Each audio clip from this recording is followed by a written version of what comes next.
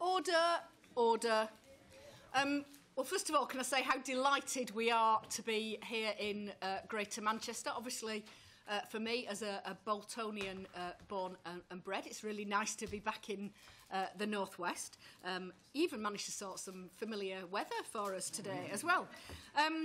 So we're really grateful to Transport for Greater Manchester for hosting our meeting today. So just a few announcements before we start properly. So first of all, thanks to everyone who's taken the time to come and watch today's session. And you know we've got a question and answer straight afterwards. If you're planning to tweet about today's meeting, which we would encourage you to do, I'd ask you if you could tag us as the Transport Committee in your tweets, and our hashtag, our name is @CommonsTrans, and if you can use the hashtag TransCom in Manchester, you can find all those by looking us up on Twitter. We're not expecting there to be any alarms during the meeting, so if there is an alarm, we have to assume it's real. So exit the room from the doors at the back, or the one at the side, and proceed to the emergency stairwell at the far end of the floor, which apparently is that way. And obviously, Transport for Greater Manchester staff will be on hand to assist. And outside, if we get outside the building, we're going to assemble on the wide pavement on London Road opposite the building until we're allowed to return. But hopefully that won't happen. Obviously, if you do need to leave during the session, please, do use the door and leave your bags and stuff behind so we can get out. Right, well, I think we're able to start our first evidence session. So welcome, thanks both for coming along. And for the record of our session, would you like to introduce yourselves? Yes. My name's Nadiyah Kerr. I represent Walk Ride GM today. We're a campaign group which launched in Greater Manchester in December, so we're just 3 months old. We're campaigning for nicer, safer, healthier streets for people to walk, to scoot, to cycle, particularly, I have to say, children on their way to school. We want to help to make walking and cycling natural choices for those everyday short journeys across Greater Manchester, and we want Greater Manchester to be the standout place that's quoted across the world as, wow, look what they've done there. Thanks, Nadiyah. Thank you. Jonathan. Hello, my name's Jonathan Finland. I'm here representing Greater Manchester Cycling Campaign. I've been campaigning for possibly getting on a decade now, and it does feel like we've made a lot of progress, although there is still room for improvement and more to be done. I should also mention that I'm involved with Trafford Cycle Forum, which used to be entirely run by the local authority, but now we have a group of 4 residents who do the admin and chairing of the Cycle Forum, and we have good engagement with the local authority there as well. Now, as you've both worked out, you have to press your mics on and off to make them work, and we'll probably forget that on occasion, but we'll do our best. OK, so nice, easy opening question to both of you, so you have to argue about who goes first, is why is it important to increase levels of walking and cycling in Greater Manchester?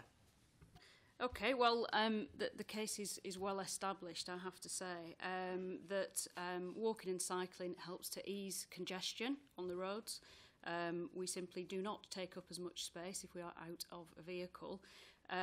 It enables exercise to be built into those short journeys, typically a commute or a trip to the shops, which then supports both physical and psychological health issues. Importantly, it reduces air pollution. They are clean things to do. And it's also well established that it boosts the local economy. Of the 7 cities that feature in the Bike Life report, Greater Manchester actually has the biggest benefit to take if targets are hit in relation to walking and cycling in terms of the economy. So a well-established case. And Jonathan, anything you want cool. to add or anything that your members of your cycling group Well, would say? I would echo all those points. There's a couple points to maybe add to that. It's not just air pollution. I think with climate change, we need to be very mindful that walking and cycling are the lowest carbon transport options.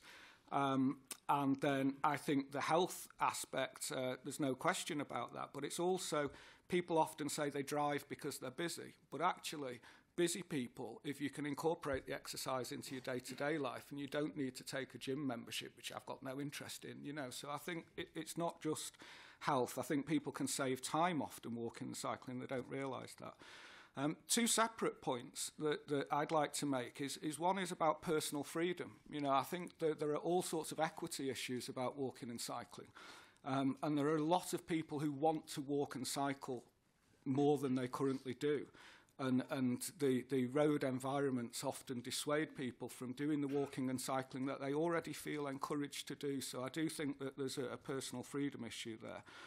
And then the last point, just to wrap up on that, is to say that, you know, why we should encourage it is as a really effective form of local transport. It's not just a leisure thing, and the sport thing is separate. So although they are also benefits of cycling, I think the focus on it being an effective form of local transport is what we should be considering today.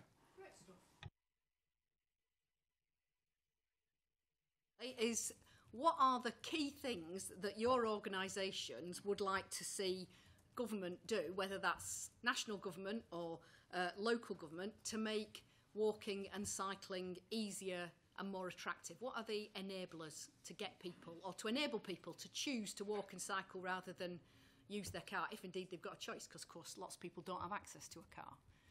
Who wants to? Go on, Nadiyah. Yeah, thank you. Road safety is a key issue here. We have planned very effectively in a car-centric way for years and years and years, and that is a real issue. In my daytime, I'm a cycling accident solicitor, and I have to say my team is currently expanding. That's not a good sign. We don't want to be dealing with these incidents, and we have to therefore plan infrastructure to address those issues and make the place safer and have a perception of safety, particularly for parents, to encourage their children to walk and to cycle. And that then ticks all the boxes that we've already mentioned about why it's so important. What we need to do that is a long-term strategy and long-term funding, both capital and revenue, so that we can maintain what's created. But the long-term aspect of that is so important, because over the years we've seen underfunding and sporadic funding, which I think has caused local authorities and councils just to perhaps be disinclined to start on a journey to make some change, because they don't know if they're able to continue with it. So where would the priority sit in terms of their difficult decisions over funding? I would also really want to stress today the importance of public information cascades about why this is important. And I think sometimes the message is lost when we just talk about walking and cycling. What we should be highlighting is quality of life as a headline. And quality of life means all the things that sit under it that we're trying to address with walking and cycling. That is congestion, it's air quality, it's climate change, it's all those things. Who wants to sit in a traffic jam, really, when they could be at home with the children or in the park with the children as well? So I think perhaps we should consider quality of life as a headline rather than walk and cycle. There are people out there who just don't like cyclists and see cyclists as the problem and not part of the solution. So I think we really need to think about the public information message behind what it is that we're striving for. Great, thanks, Nadiyah. So, Jonathan, we've heard we want strategy, we want funding, we want infrastructure, we want information and education, I think. Are there other things or different things that you want? And maybe it's the distinction between what should national government be doing and what do you want local government doing to make cycling and walking easier and more attractive?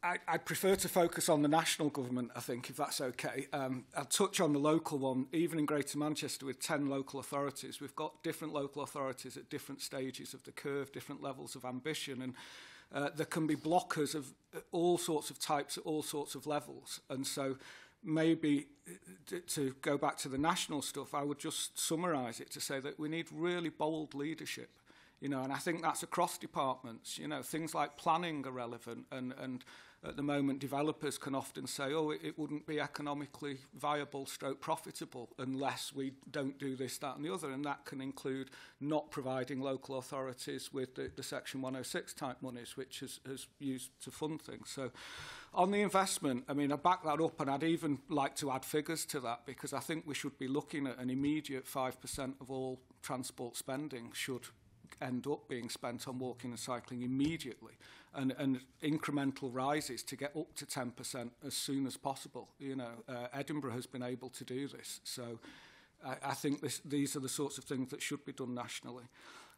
With regards Greater Manchester, we're quite fortunate now in the sense that we have a longer term planning and strategy, but it's still not as long term as certainly I would like, and I get the impression that with local authorities, and I expect Chris Boardman will reinforce the point about investment, because even with the boldness that we've got from our city mayor and the investment that we've got on the table, it's not going to last that long, and local authorities need to plan for several years in advance with regards staffing and training people. So the short-termism has been a real problem. So I think the investment needs to be bold and long-term. But then as far as leadership, I think it needs to be across departments, you know, not just one person in the transport department that says, I'm the cycle champion. We want the health department and the judiciary and everyone to say, we're going to back this. This is normal, to back up Nadiyah's point about maybe getting rid of some of the, you know, the vitriol that's often put towards cyclists. So I think you both talked about some of the things that we want rightly at an organisational or institutional level, and what you'd like to see different. I want to come back down to look at the kind of individual obstacles to people walking and cycling. We know that 40% of short journeys in Manchester are made by car. What is stopping individuals from deciding to walk or cycle, whether it's to work or to school or to the shops? What are the key obstacles? Okay, the key obstacles, as far as I've been able to identify, is road safety and confidence levels. It's the point I've already made, that parents think it's unsafe. There's a perception that it's unsafe, so why would you? The car-centric planning means that the roads aren't necessarily the best for walking and cycling, so we have to address that. Because we've been planning in a car-centric way, there is inevitably a habit that's formed of, I'm going out, I'll pick up my car keys, the car's right outside, I'll get in it. And children expect to be dropped off, children expect to be picked up in the car. So there's no questioning of the parents of any other mode of transport. I think, you know, there is also a thing about it's just not normal. It's not the norm that, you know, we might see lots of people cycling within the city centre in Manchester, but the majority still don't do that. It's not seen as the norm. And quite frankly, what are the alternatives for people who are trying to get about in their daily lives when we have a public transport system as we currently have? You know, if trains aren't turning up, trains are being cancelled, buses are late and dirty and slow and stuck in congestion because of the motorised vehicles on the roads, then you know, what alternatives have people really had over the years? We really need to address those issues. And a point that Jonathan's made, elected officials making bold and brave decisions to do things that might irritate car drivers. You know, perhaps there hasn't been the appetite to make those potentially difficult decisions, but we need to do something. We can't just sit and do nothing. So there has to be some bravery from elected officials. And Jonathan, any other things that you're hearing about why individual members of the public say, I'd walk but, or I'd cycle but? It is hostile roads, is the phrase I would use to summarise. And I'd also like to introduce the concept of comfort rather than just safety. You know, I know enough about maths and enough about statistics to know that it is safer for me to walk or cycle on the road than it is to sit on a sofa and do nothing or walk up and down stairs and risk a fall. But that absolute safety is not the same as comfort. And I think that's the thing to address with the hostile roads. The normality of things, agreed. You know, driving has been prioritised too much for decades now.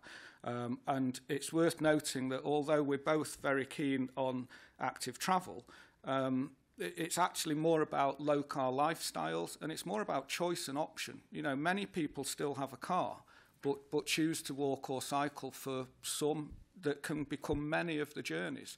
So one thing I'm conscious of, there's this perceived war on the motorist, you know, that's been recited numerous times, and I think that's led to a reduction in options for people. You know, not everyone wants to be a motorist, and some people, myself included, you know, I was a motorist that used to drive a lot, and it's only afterwards that I can look back and realise how I was car dependent. So it's hard from the inside, and people are fearful of change, I understand that. However, I think a package of choices about low car choices, of which walking and cycling are a big part of that, but it does need the public transport and other things, and so it needs to be comfortable and normal, is what I would say. Just very quickly, as one of Daniel Zeisch and I come from Cambridge, which is very much a cycling city, but in our city, one of the obstacles is when people get to their destination, it's often hard to find somewhere to leave their bikes safely and quickly. Is that an issue in Manchester? Not as much yet, but we hope that there's more and more people using bikes, and we hope to have the problem that you have in time.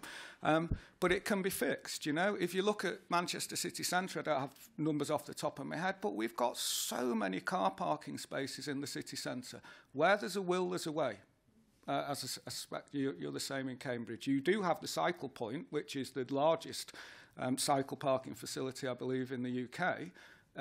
Yes, it can be improved security-wise. Yes, you could do with another one. But I think where there's a will, there's a way. And you're right, parking at the destination is needed. And also one thing in an urban area for us, and I know Cambridge well enough to know you've got streets like this as well, is that we need to actually convert some on-street car parking spaces to on-street cycle parking spaces. I know you have this in Cambridge and are not covered. In some of the areas of Greater Manchester, we maybe would suit what they have in London, where they have these covered things, so you've got some security overnight as well. But yeah, cycle parking as well, yes, please. Thank you. I wanted to touch, or ask you to comment on the obstacles that local government and local authorities and government actually face in prioritising walking and cycling. And in so doing, I mean, some of it will be the system, but also you touched on why people don't walk, cycle. And its National Travel Survey has sort of shown that road safety concerns are 18%, too much traffic 12%, so 30% there. And I bear the scars, and I've got the false teeth from that issue myself. But actually, the rest of the percentage is actually bike broken, don't own a bike, easier, quicker to go by car, lack of time, too busy, got a car, lack of interest. So actually, some of the obstacles have got to actually be getting people to change, to be more motivated to actually do it. But perhaps you could comment on that, and also what the other obstacles are for both government and local authorities. I've already touched upon the habit point of people are just so used to getting in the car. That's what everybody does. So in time, as more cyclists are seen out there and more people are walking and people talk about those things, there can be a cultural shift in relation to that. I think for me, the biggest factor that the campaign groups face, and it's the same for governments, is getting the message across to people who don't currently travel in the way that we would like them to. So, you know, we're aware in Greater Manchester of schemes being released for brand new infrastructure, and what we want to see is car drivers then seeing that new infrastructure, seeing people using it and dashing past them on the way to where they're going, and saying, well, why don't I try that? And I think, you know, that cultural shift over time will just gather momentum and keep going. I think to touch on your local government, specifically on the local government point, the short-term funding that we've seen over the years has impacted on the recruitment of the right staff to do the jobs that are needed on a long-term basis. So perhaps we see local authorities that don't have the leadership, the will currently, and importantly, the correctly qualified and experienced person in the planning or in the design job that we need to even put a bid forward for schemes such as this. So, you know, that also needs to be addressed. We have to have the right people in those local authorities doing the right jobs properly and doing it well. To pick up on the point you mentioned about once someone has invested in a car and the year's insurance, you know, it is a type of commitment, and it then becomes harder to say, I'll just leave the car sat there. You know, you've paid for quite a bit of the overheads for that next car journey, so you may be less incentivised to use a bike. But I do think that a combination of younger people, but also people living in denser areas who aren't necessarily younger, so people moving to the city centre where maybe car parking and car usage is not as easy as it is in areas where there's more space. So I think we need to be mindful that there's a whole group of people coming through where the car isn't the first choice. They may still have one, but maybe a bit reluctantly, and they see friends who've and a lot of people I know have gone from being a two-car family to a one-car family, which is a lot easier than going from being a one-car person to a no-car person. You know, this business of being able to use a car as and when needed. So, but I'm conscious that, you know, I've used car hire quite a bit. I'd love to have a car club, a car share system near me. And it may be that even though we're advocates for walking and cycling, and people sometimes think we're supposed to be just anti-car all the time, but it may be that we need to engage with car share and say that it's part of a package that enables people to be more flexible with the choices, so that it's not 100% car, which is, for the majority of people, that's the default position. So it's tough to crack, but there will need to be some stick, I believe, with this. You know, and I can imagine that politically it's awkward to say, how do we do this? But I think as long as any activities like the clean air charging, you know, as long as the costs of that are guaranteed to be used for the public good, especially addressing the transport issues and the air pollution issues, then I think you can take the edge off the stick being seen as a bad thing. Thank you. I was going to ask you how the obstacles can be overcome, but you've both done that. So instead, I'll go back to, I think, where you just finished, Jonathan. So actually, if one of the obstacles is a lack of congestion charging in Manchester, then how do you overcome that obstacle, being perhaps public opinion? You don't say that you want a congestion charge in Manchester. That's the starter for 10 after it was so roundly voted down by the people several years ago. The one thing specifically, we've had some clean air proposals come out recently, and I must admit I'm quite disappointed that there isn't a workplace parking levy proposal or a business parking levy in there, because I know from Nottingham it's been quite successful there. And I do think that if it's not seen as a tax on the individual, but it's a tax on the provider of the parking space, then again it can be seen as a business cost rather than an individual personal burden. But motoring doesn't pay its way, you know, that's absolute. And yet politicians, I think, maybe because of this perceived war on the motorist, or the fake news of war on the motorist, are reluctant to increase charges for motoring. But, you know, I think it would be fairer if there were increased charges, especially if, you know, if that did enable the funding of alternatives. There are a lot of people, I think, who want alternatives. You know, I'm not sure you have to do too much encouragement in the hearts and minds department. I think it is about facilitating these choices. And so, you know, I don't know if the regulations need to change to enable more car club places or more on-street cycle parking, but all of these things, they all add up, and it is about making it easy, making it choosable. People are ready to choose it if it were there. If I could just add to that, the importance I see on employers taking an initiative here. We're talking about a lot of these short everyday journeys being trips to work. and employers, in my mind, have a real responsibility. There are a lot of them around and about, and in terms of parking spaces for bikes, you know, what can be done there? I know that it's a difficult thing to say to a member of staff, you're losing your car parking space, but we're creating space for a number of bikes. But it's the same as the political landscape. Some of these decisions need to be bold and brave, and the workplace parking levy, I think, it needs to happen. There needs to be some impact felt by employers. They have to take their part in this. It's a problem that we all need to address, but I think that employers as a group have a critical role in it. Thank you.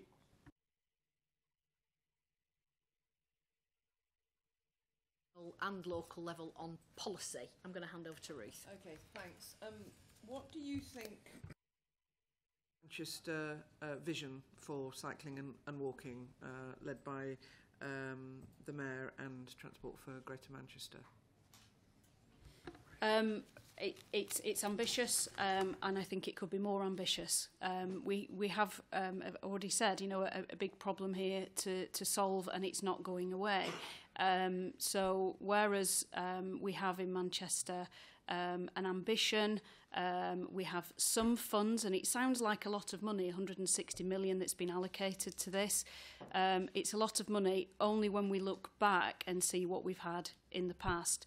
But when we see the level of funding that's going into motorways and major roads, it is really small fry. So we need to be agitating, pushing for more funding on a long-term basis, and I think that will give us what we need in Greater Manchester, which is a much more ambitious plan. But in terms of what we're seeing and the changes that we're seeing, there is absolutely momentum, public will, public enthusiasm for change, and we're seeing some good schemes starting to be delivered. We're awaiting the announcement at the end of March of the next tranche of schemes that will be approved, and you know that is mobilising even more support for the changes that we need. So ambitious, but we need to still aim higher. I don't question the ambition, to be honest. I think that it's a framework, and we're in the process of fleshing out the details, and there is still learning going on at all levels, I think, at GM and at the local authority levels. One thing that I think's been really good is the way that the network planning has been prioritised as a crucial first step, and I think that's something that could be rolled out nationally, maybe. But to highlight where we've come from, it's ultimately going to take approximately a year to go from the first draft to the second draft of the network plan. And this is to do with the limited resources that local authority have in terms of staff, experienced staff. So for me, the ambition's there. Totally agree that it does need more money. You know, Chris Boardman's talked about 1.5 billion over 10 years to enable this vision. And at the moment, we've got less than a tenth of that committed. So whether it comes locally, nationally, but one way or another, it is needed. And then another aspect of this is that, I don't know if we'll come to this more and on, but there are certain elements of government policy and regulation that actually risk suppressing some of Greater Manchester's ambition. So, it's... I'm not concerned about the level of ambition. To be honest, I think it's great where we've come from, and I hope that the level of ambition increases, but we've had a dramatic increase over the last 12 or 18 months already. We're coming on to government vision, but can I just pick up, because as you probably know, I'm a London MP and was a London councillor for a long time, and there are times when you get the cyclists versus the rest, or versus the politicians, or versus the cab drivers. Do you think the way things have been approached in Greater Manchester have been different? And to what extent has the sort of politics with a small p played out here? I think it's yet to come in Manchester, some of the backlash. There has been some backlash with the first big scheme that has gone to consultation since the Made to Move project. But it's worth noting that that scheme predates Made to Move and has been uplifted, but isn't actually an entirely Made to Move scheme. So I'll be honest, I think there's more to come. I hope we do a better job. One example that I think is great is a bid that's just gone in for Levenshulme that hasn't yet had its programme entry approved, but it will be considered later this month and announced later this month. And there is some material there that I think is worth sharing with you that shows the groups that the local community have engaged with ahead of starting the bid, and they've not even defined exactly what's going to go where yet, and they've already had lots of engagement with lots of local groups. So I believe it is possible to do better than what's happened in the past, but I am still expecting some backlash in the future. Just in terms of, I think the critical thing here relates to education, and for people across their various modes of travel to appreciate that bigger question of quality of life. We need to make some changes, and the only way to do that, I'm afraid, is that we have some disruption in the meantime. We're hopeful for segregated areas of roads where possible to design out conflict between different road user groups.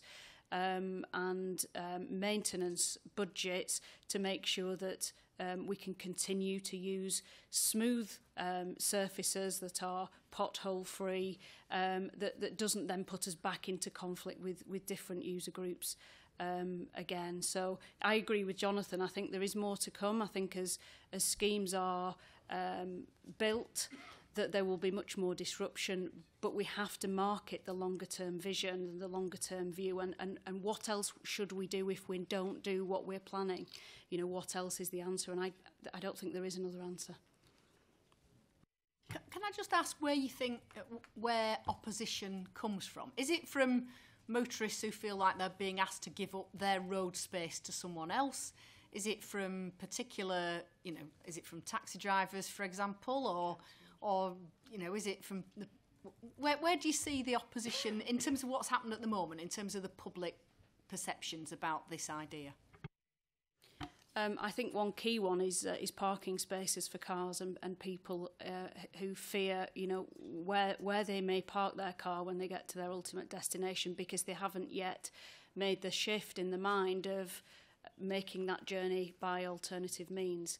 So I think, we see that as a problem for an individual, and I think we then see local traders concerned about the loss of business if parking spaces are lost. So I think a lot of the hostility arises around car parking spaces, but there are already great case studies for that not being the case, and those need to be shared. That's part, again, of the public information around this. That if we've seen schemes rolled out with exactly the same issues that were addressed in the consultation phase, as if we might lose some business here, and that has actually proved to be incorrect, we have to share that information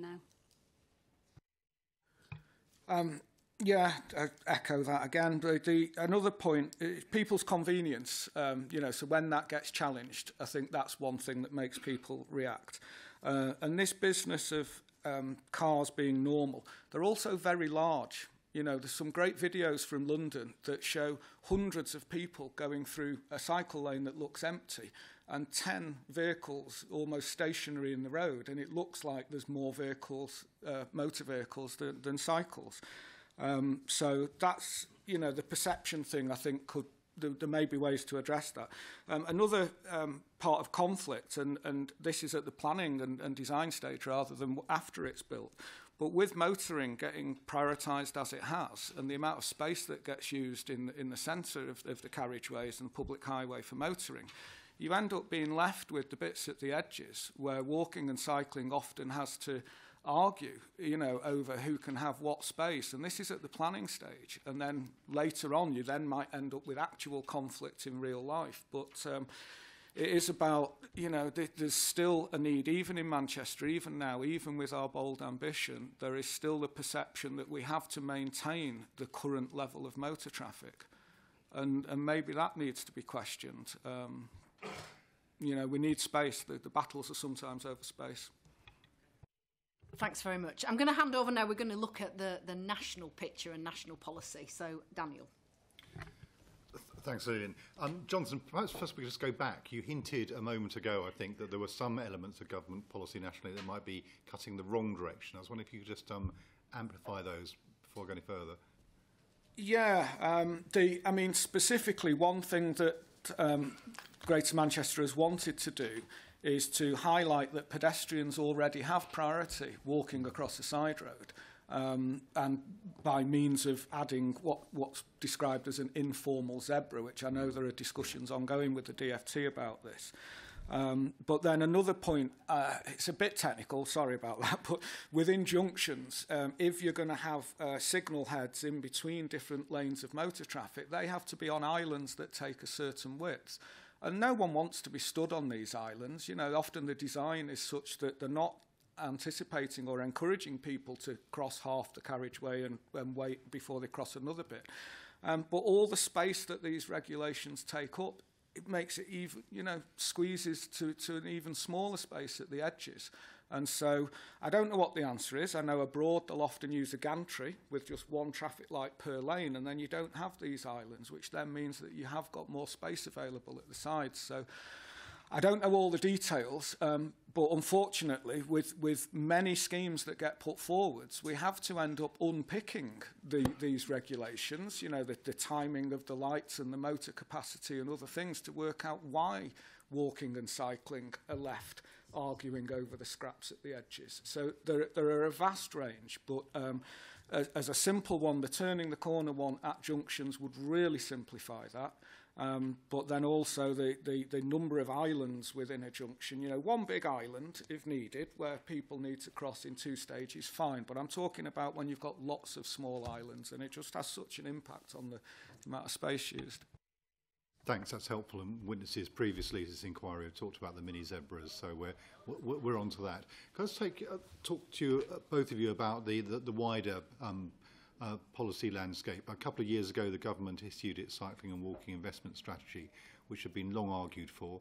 I think they published it on a bank holiday, which kind of told you possibly how much publicity they were looking for. But I think it was broadly welcomed. Could you say a little, perhaps both of you, about what your reaction to it was and how you think it's helped or not helped here? Well, it was the first long-term strategy document, and yes, well received from sort of lobbying groups. I think that there were some generous targets in there, some that were just perhaps so easy to achieve that they weren't really what you might describe as a target. Particularly for walking, I think it was lacking ambition in walking circles. The cycling target, however, is proving to be a little bit more difficult and challenging, and perhaps I would still question whether that's a target as well, because it feels to be so unachievable. So I would question, how that can be within one document that we have, both extremes there. So there's clearly a lot of work to do if there's any chance at all of hitting the cycling target. But a document that in principle was very, very much welcomed, as you've already mentioned. I'd echo that generally. It was a great step forwards. So my big thing with CWIS is the government needs to put the investment into CWIS. That's the thing that seems to be lacking for me. Another point that I think is relevant at that level of policy is monitoring of walking and cycling and the modelling and estimating how much activity there is. It's something that historically has either been overlooked or been challenging. So, the quality of the data isn't what we'd wish for. And I'd hope that nowadays, with all the CCTV analysis that can be done, we can get much more accurate and widespread data. So we've got a better picture of both where we are now and also the improvements that are made. And then we can justify the benefit, so that the investment was worth spending on. So I think monitoring is something that I hope is a big part of the CWIS work.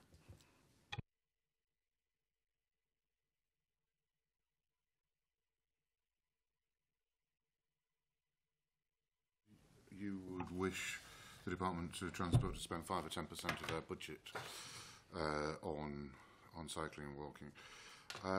Is there any basis for those target figures? one basis could be to just compare it to the percentage of journeys that the government targets one, you know. And especially if you realise that where we're coming from, where there has been underinvestment in walking and cycling and potentially over-prioritisation of other modes, there's catch-up to be done. The 10%, I believe, would work out at between £30 and £35 per head per year. Greater Manchester's ambition, I think it worked out at between £50 and £60 per head if we were to spend the full 1.5 billion over 10 years. So, you know, as a campaigner, we need to put forward a figure of at least 10% within 5 years. The fact that we're well under 5%, I think, you know, highlights that we rapidly need to get some investment, and I do think it needs to grow to this 10 or more percent. If we look at what they do in the Netherlands, I believe that's nearer £40 per head, which would be sort of 12 or 15% of our annual transport spend per person. And bear in mind that they're refining what they've got and building on a lot of good work, and most places are starting from scratch over here. No, I understand that ambition. I was just wondering if it was related to any objective set of facts or statistics. There are national organisations that have done more work on this than me. If it's something that you'd like more information on, then it's gladly get something that we can send through to you afterwards. The reason I mentioned that rising at 1% a year up to 10% or above is because Edinburgh have actually done this, and I believe they're now spending 12% of their local budget.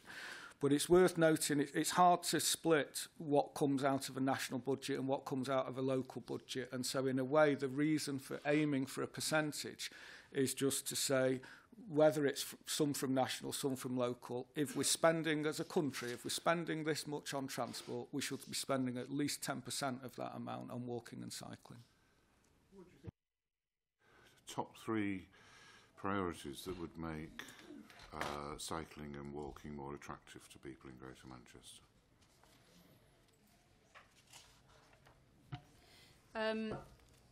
Sorry, the top 3 things that would make it more attractive. The infrastructure. I think, you know, if we can create some attractive infrastructure with some segregated cycleways where people feel safe, and where it's not possible to segregate, because of course that's a very expensive way of creating good infrastructure, then that we lower speed limits, and we have a big behavioural campaign to mount as well, so that, you know, we don't have this conflict between different road users. So certainly the infrastructure.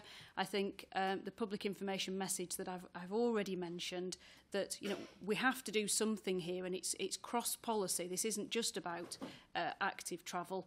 This goes across all sorts of different policy of air pollution and climate change.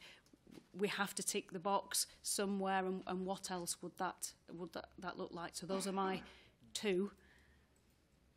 Number 3. Well, it touches on what you said with segregated lanes. I prefer the word protection, because, you know, this and protection can come in different forms, either through the infrastructure, but actually I think if people could be reassured that the justice system was there for them, and that drivers were cautious rather than some, not all drivers, but some drivers can be cocky and think that there's no chance of a comeuppance for them. And I was probably like that when I drove. So, but then one point that wasn't mentioned there is a connected network. That the network needs to not have gaps in it. That's been a problem in the past, that there've been short bits of infrastructure, but then there's been a part of the route that can just be a deal breaker, and that can stop people using the route. So it does need to be a connected network as well. TFGM and the initiatives they're taking, what have they got wrong? I have one. I didn't know you were that close. We'll ask that next, Chris. Okay. I have one which relates to the Clean Air Plan and the exemption for private vehicles are being charged, which was only last week. and 285,000 private vehicles are the ones that are causing the biggest issue, yet they're expected to be exempt from the pollution charge. I think that's a big mistake. I've thought of one that I think I can get away with. I think that there could have been more technology to do with the engagement on the network planning. And I'm sure that it's to do with the fact that we've started from nothing and wanted to get on with things quickly. But I wish that it had taken less than a year, and I wish that there were more stages of iteration and people could engage more readily. And I think one of the benefits of this tech isn't just so that Chris's team can put something out to the whole public, but actually it can be used internally so that you can engage with councillors and get them on board at the early stages of schemes. The easier it is to do this engagement, the more of it that will happen, and I think that will be useful. I was cycling along Kingsway a good few years ago. A car turned left in front of me, knocked me off the bike. The driver got out and said, "Sorry, I didn't see you." And I thought, well, if this had been a lorry, I'd be dead. I'd have been under... So I sold my bike, and I've not cycled, apart from on holiday, I've not cycled since. What would you say to either me several years ago or to the equivalent now who had that accident? So I have this conversation day after day after day from my clients who are injured in cycling accidents. So one of the things that we can do is organise therapy. Another thing is we can go back to the very beginning of bike training, bike confidence sessions to help somebody get over the lack of confidence that's arisen. And then looking forward, we can look to better infrastructure is what we're after. We have to, Jonathan's already mentioned that actually cycling and walking, they're not dangerous things in themselves. It's the conflict with traffic that causes it, and we need to design out of the new schemes across Greater Manchester the conflict that we are currently seeing. So I would say stick in there, get everything ready now, and you will see the better infrastructure coming, and get back on your bike, please. Unfortunately, it's not unusual what you describe. I wish it were, and there isn't an easy answer, I don't think. I think when a person has experienced that directly and feared for their life, it's really hard to then turn that round into saying, no, I am going to go out and do this. And I think I expect that if you were reassured that that scenario was far less likely to happen in future, then you might be willing to give it a go. And it gets a bit technical, but the radius of the curb so that people have to drive slower at corners. You know, junctions are a big problem. The side roads, the left hooks, right hooks, and the speed at which drivers can turn into a side road, I think, is a big part of this. So whether it's the informal zebra is actually the cheapest, arguably maybe least effective. You know, you could have a raised crossing there. You know, I don't know which junction it was. It sounds like it was a bigger road with a bigger junction. But I think people want to know that things are changing, and so maybe the driver should have had some comeuppance. Maybe the police should have taken an interest in it and said, we want to take action here so that this sort of stuff doesn't happen again. And then maybe, like West Midlands Police have done so well, there should have been some marketing to say, this person received points, or this person actually got a ban rather than kept the licence with 12 points. You know, there are so many things that add up that stop people from being reassured, and so they all need tackling. Sorry that there isn't just one, but there's lots of things that need tackling to reassure someone like you that it is getting better and you can do it. Well, and also to add on that, you did mention earlier, Jonathan, the turning the corner strategy. I think we're only, sorry to answer a witness's question, or answer for a witness, but I think we're only one of only 2 countries in the world that doesn't have a ban on vehicles have to give way to pedestrians and cyclists going across that line, and we've got an ambiguity in the highway code. Anyway, my question was, a lot of what we've discussed today, in fact almost all of what we've discussed today so far has been about hardware, And I wondered if you've got anything to say, does the strategy and the vision do enough to support revenue initiatives such as bikeability, cycle training, confidence building, driver swaps, that sort of thing? I'll get my response out the way first. I do focus on the technical and the built environment, and build it and they will come. The only point I'd like to make on that is that I gather that there's been research that highlights that the value that comes from these supporting measures is only really realised if they're done at the same time or just after some of these works have been done. So I'll be honest, I've not paid that much attention to that stuff, and it is because I think we need to get some uplift on the built environment before there'll be more value. But yeah, I can't answer the specific statistics in relation to it, but I would absolutely call out for again, the public information of, we had the Oxford Road, Wilmslow Road infrastructure rolled out, and there was a video that was on YouTube and tweeted on, how to use that. But my concern has always been, who sees that? Is that people who cycle and may or may not walk? It needs to reach the drivers, and it's the same group of people that we're trying to attract as well to change their mode of transport. Are the drivers seeing how to use that infrastructure? Because it's new, and we don't want ambiguities at junctions. We need to be absolutely clear who has right of way, and for that then to be respected. So if there currently isn't enough investment in that aspect of it, I think that's a great oversight, and we have to correct it.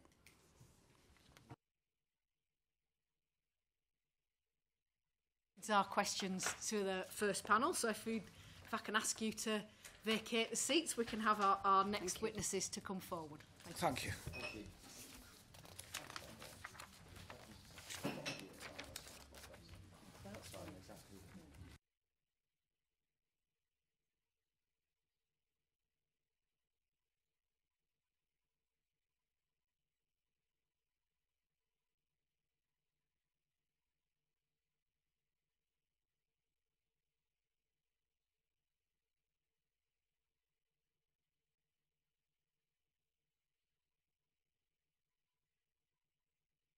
Along today, I hope that criticisms are seen in a constructive way from the earlier panel.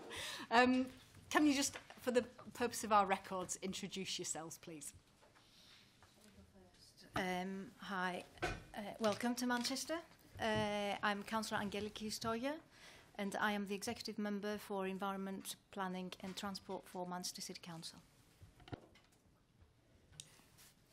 Afternoon. Chris Boardman, Cycling and Walking Commissioner for Greater Manchester. And if I can start with you, Chris, really, is that you were appointed the Cycling and Walking Commissioner in 2017. What difference do you think your appointment's made, and what have you achieved in those first, I don't know, not quite 2 years, probably?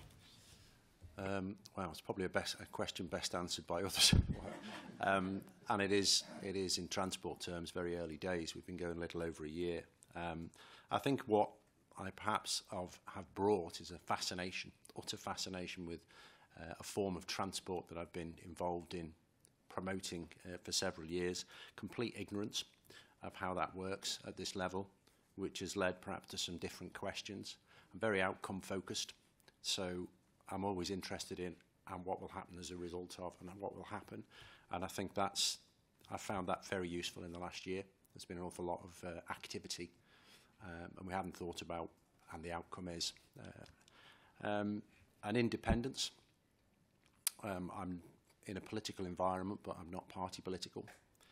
A pragmatic, I hope, as well, because I understand the position and a lot of the problems that I've heard talked about here are as the result of a system where it's on a very short cycle to get things done, which are short-term, unpopular, and take considerable time to do.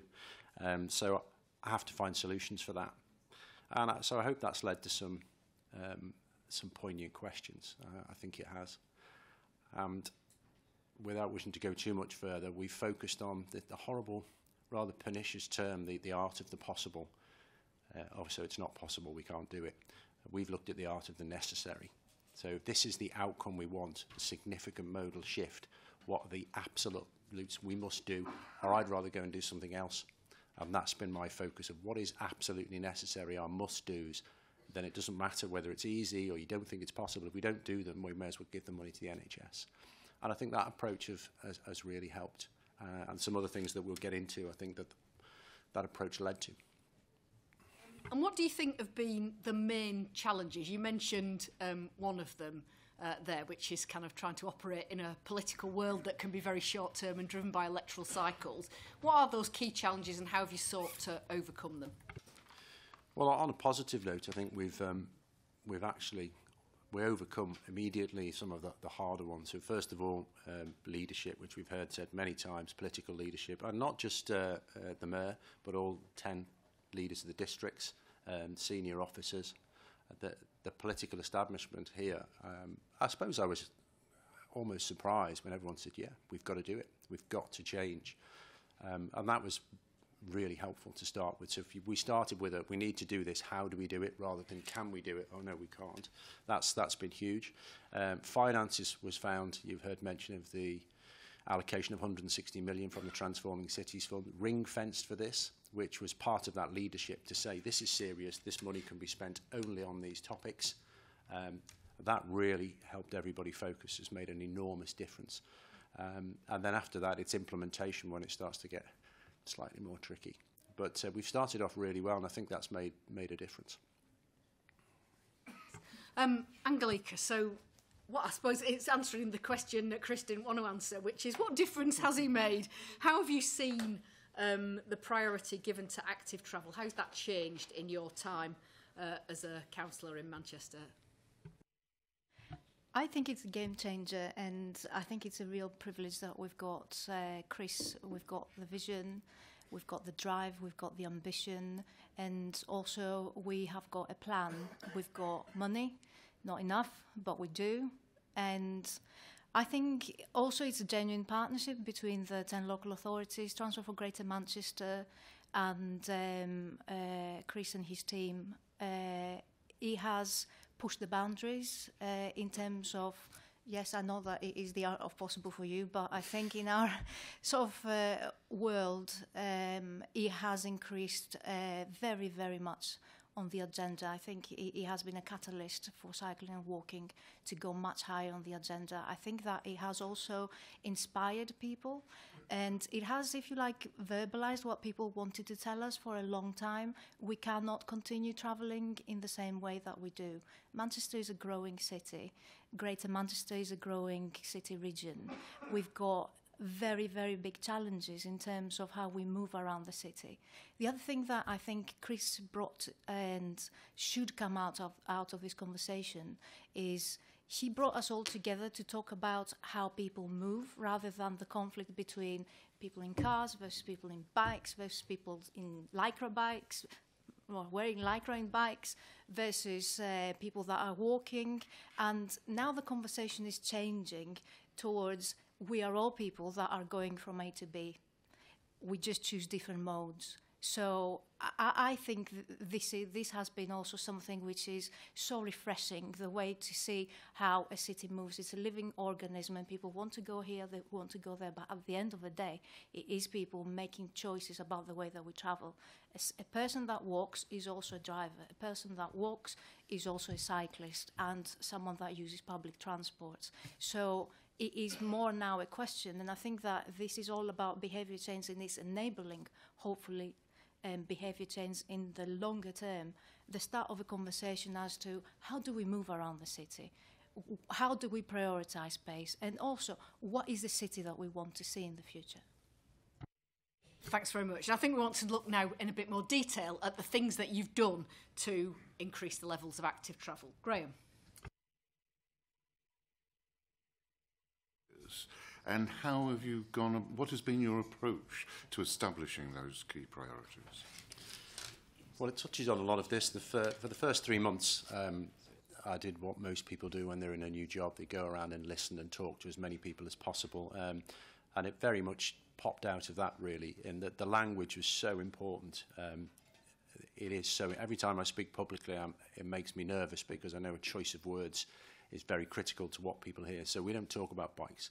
We're talking about an alternative to using the car, enabling you to not have to drive. Because most parents think, oh yeah, I'd rather not drive. And that's really important because everybody agrees in the end result. So off the back of that conversation and everything you've heard already today is comfort, was a great word that Jonathan used. That's how we make choices. It's not evidence. We're drowning in evidence. We know that. We've discussed it. We all agree in the destination, so why aren't we doing it? And the focus is space, really. That's what makes people feel comfortable. So when you told your story before, I would have turned that straight back around and said, what would make you feel comfortable? And the things you list are the things that we need to do. And it ultimately amounts to space. So the priority for us, the first thing that we really need to do is create safe space, joined up space. And again, communication. We needed a language that people understood, could relate to. They're going to get bored after 10 seconds. How can they get it across? Must be usable by a competent 12-year-old. For somebody walking, must be usable and want to be used by a parent pushing a double buggy. Really simple, but quite scary standards that govern everything. So that's very quickly helped us set our framework for it. If these people can't use this, we're not paying for it. So we set some really good rules that everybody understood. And then we set about designing a network, and I'm probably preempting stuff that's going to come later, but that's the foundation on which everything else is built. Your behaviour change, everything else you want to do, create the space. How do we do that? Well, we went to each of the 10 districts, gave them the pen, asked them where they want to go, draw that on the map, asked all the people in the room. Each district chose who was in the room, said, right, where can't you do that now? Where would you need to get across major roads? Because severance is a bigger issue than anything, really. And within an hour and a half, we had a draft. And then we took that draft, and all the leaders okayed this, which was politically bold, said, right, rather than working on it for a couple of years, we'll put it online and let everybody else tell us what they think. And we got 4,000 comments. We closed down the map for a short time when all those comments have now been analysed, amends to the map have been made. So effectively, in just over 4 months and for about £100,000, we designed a small road network for all of Greater Manchester, and we didn't touch a pen. And I think that's probably the thing I'm most proud of, that all of this city region designed their own infrastructure, which is fantastic. So that's still at draft stage. It's really important that it's got to be right, and we hope this summer it will be ratified, and then we know what we're trying to build, and then we can come to government and ask for funding. We can show how it's going to be phased. So getting that in place was the most important. And several other ingredients, but we'll probably get to it. But I think giving local ownership is really important. The way our funding works, we don't apply it equally. It's not the same amount for each district. It's whoever's got the ambition and will meet those standards will fund it. So we create local competition for the best reason. In fact, it's not even a competition, it's an ongoing programme. So if you design something that's good, we'll fund it. And if it fits this network, and if it's not good, we'll work with you until it is good. So it's a healthy way of doing business, I think, and so far I think it's working. Just within, you say it's not equal priorities. Some of Angelique's colleagues on Manchester City Council have been critical of where the money is being spent, that it's being spent in the more affluent South Manchester and not in the less affluent North Manchester. What is your response to that? Well, we've had that challenge, and in the Manchester Evening News, and I was actually delighted to take that phone call, and we just said, great, if you want to design something somewhere else, we'll build it. There is no conflict. But these were the plans, as you heard earlier, were already in the pipeline. They weren't at the standard we wanted, and credit to Manchester, they took a £3.5 million scheme to a £13.5 million scheme because they dealt with all the junctions properly that a 12-year-old could use. It was great. But there's no blocker. Wherever we want to do it, where people want to build it, we will. I mean, part of the criticism, I mean, you had spectacular success in the velodrome when it was first built, is that there aren't decent cycleways along the canals from the velodrome. That was a very specific criticism, that they weren't asking for much money, but the potholes hadn't even been filled in. I don't know if the question is to Angelique or to you, but what is the response to that?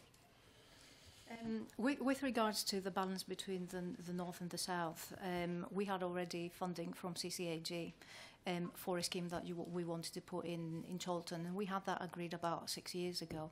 And we had the consultation with people, and we came up with a scheme, but it would be a missed opportunity if we did not benefit of Chris's offer to upgrade the scheme. So it was actually really, really good timing for that scheme to be upgraded. However, for the second round of funding, and I think this is a challenge that we really need to touch on, and the key message that I would like to give you on this is capacity in the local authorities in order to design this scheme. So we had a scheme, it was already designed. We were challenged on it before we delivered it. We can't have a flagship scheme that does not meet the double buggy standard, does not ensure that there are links between yeah, thank you, Chris. Between the key junctions, I lost it there for a minute. So that was the opportunity. However, in order to design that scheme, did you ever consider how many people we have at Manchester City Council after 8 years of austerity, and also people that have got the technical skills in order to sit down and carry that programme? And also, has anyone considered how much time and effort we have put into taking the councillors with us and deal with, do we take the parking out or do we leave it in before we go to consultation, but also having the discussions on how can we design that better, how can we take the Streets for All approach, and then how do we design the consultation. So there's a lot of effort that is going before even, well, in the bidding stage, and then after the bidding stage to come to a point where the local authority is ready to go out to consultation. And revenue funding is very, very important. And we have built some capacity at the combined authority level at TFGM, but we need to look at how the districts work and also share in that learning. And Chris has been really good at that.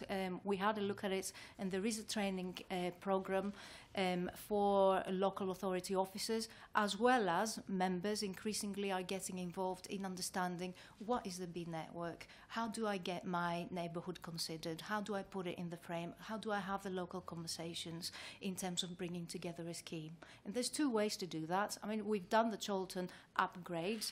It is something that we discussed with the residents of Chorlton quite some time ago. However, Levenshulme, for example, has gone about this in a different way. Right, there is an opportunity here. Let's get all of the members of the community together under the leadership of the councillors, and let's design something. And therefore, we work together with them, less resource intensive, I have to say, in order to put in a bid. And we're waiting for the results. Are there going to be cycle pathways down Rochdale Canal? That was really the question. The answer is that there has been a bid for that, so hopefully keep your eyes peeled. Yeah, on canals, fascinated. But I mean, this whole region is connected by canals. Very interested. Been down, used them. I use one over there regularly to walk between here and the Mayor's office. They're very narrow. And if you put any kind of amount of traffic down there, you have conflict between cyclists and walkers. Desperately tantalising. They're also owned by several different bodies, and some of them aren't particularly interested in doing anything different. To make them work as transport corridors, we'd have to go out over the water, and there's not a desire to do that. Plus, would I send a 12-year-old down there? Not sure. So our focus has been on where do people want to go, what's the quickest route for them to get there. That's where we need to be built. They tell us where they want to go. I do like the canal network. It's very limited in terms of what we can do with it, and we're not about leisure. You've been quoted as saying, particularly about the Chorlton scheme, that traffic will have to wait at the junctions when they're... Is that not true? I've read it. Right. The question I was going to ask, and if it's not true, tell me it's not true, is when traffic waits in situations like that, then it's going to put out more NOxes, more sulphur dioxide. I just wondered what your response was in terms of creating extra pollution in those situations. But if it's not true, tell us. Is that all right? Yeah. Well, the modelling that's been done, all the modelling that was done actually showed there was nearly no impact on traffic movement on the corridor. And I think one of the particular, we had to take out some right turns. Martin, correct me if I get any details wrong. We had to take out some right turns. For example, one of the busiest junctions. And at the peak time, we affected over 2 hours, 96 cars. So it was, 96 cars, so about 4% of traffic. So it was negligible. So that was all modelled. But having said that, at some point, it's a finite amount of road space. You've got to choose how you're going to use it. We know we need to stop doing that, but we don't want to affect that while we do that. Well, you can't. In Chorlton, I think it's been extremely well managed. It's actually the parking situation rather than queuing traffic that's causing any significant change. Just to add to that, the question with Chorlton, I think, is how fast can we achieve the modal shift. Chorlton is very, very well served in terms of public transport. It has got a Metrolink station right in the heart of it. It's got really good public bus services. However, in Chorlton, let's face it, car ownership is high.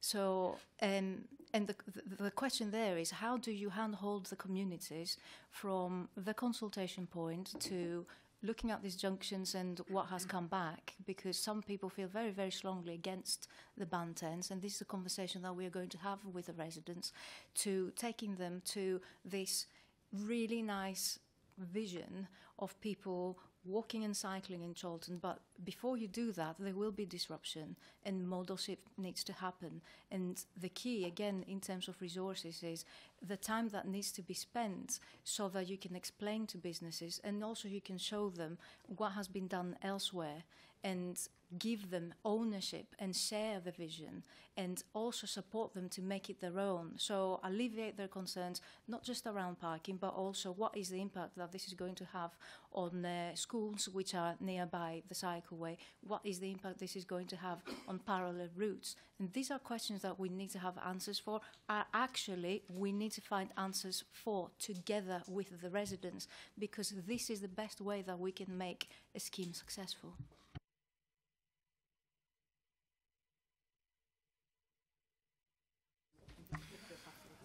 Chris, I was very taken with Jonathan and your use of the word comfort in terms of trying to get this shift.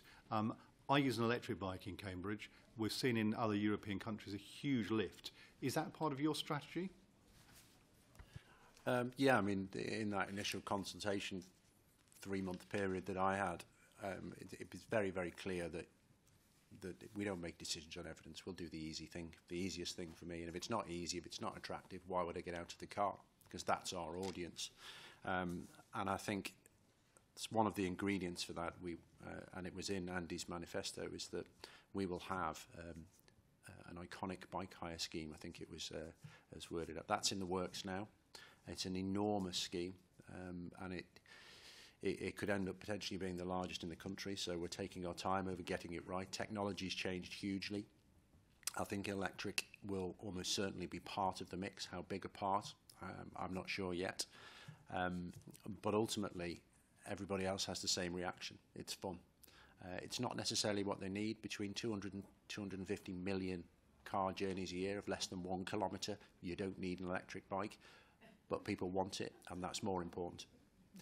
So, yes, it's likely to be on the agenda. Thank you. You heard me ask the previous witnesses about the national government's cycling and walking investment strategy. Question to both of you, really. How useful was that to you? Was it any use? And what could government do to help you? And are they doing things which are unhelpful? I spoke about the lack of revenue funding, and I think this is a point that I wanted to come across very strongly. The general lack of dedicating long-term funding, I think, is a very, very big challenge. That we've got the network, we've got the ideas, we've got the ambition, we've got someone to support us to deliver it, but there is no consistent long-term funding over there. Therefore, local authorities can't plan. Therefore, it is becoming increasingly difficult, or we focus on flagship schemes. And when we do, they do work, but people don't live only alongside sort of Upper Chorlton Road and Manchester Road or on Oxford Road. They live everywhere. So therefore, we need something for everyone. And all of these people behind me, they want this to happen. In the city centre transport strategy, where we held a consultation with people, they said that they want more space for cycling and walking. They said that they do primarily travel in town, by either public transport or cars, but in any case, they always have a second alternative. So the question is, how can this strategy, how can it help us to deliver that? I think the other thing is the transfer of power in terms of moving traffic offences. We know that more people want to walk, but we've got cars that park on pavements inconsiderately. We need to be able to tackle that. We have had significant cuts in police. 60% since 2010, our GMP traffic police has been reduced by 60%. Therefore, there are no powers there. So behaviours like like the one that has affected you have been going unpunished, have been going unreported, and that needs to change. I'll try not to repeat too much, but the impact of start-stop funding, it's one of the things I noticed when I came in, that everybody is used to grabbing funds. What can we do with it? What have we already got on the books? It's got to be spent quickly. So it disables long-term planning and commitment. Part of long-term planning is training staff to be capable of delivering high quality.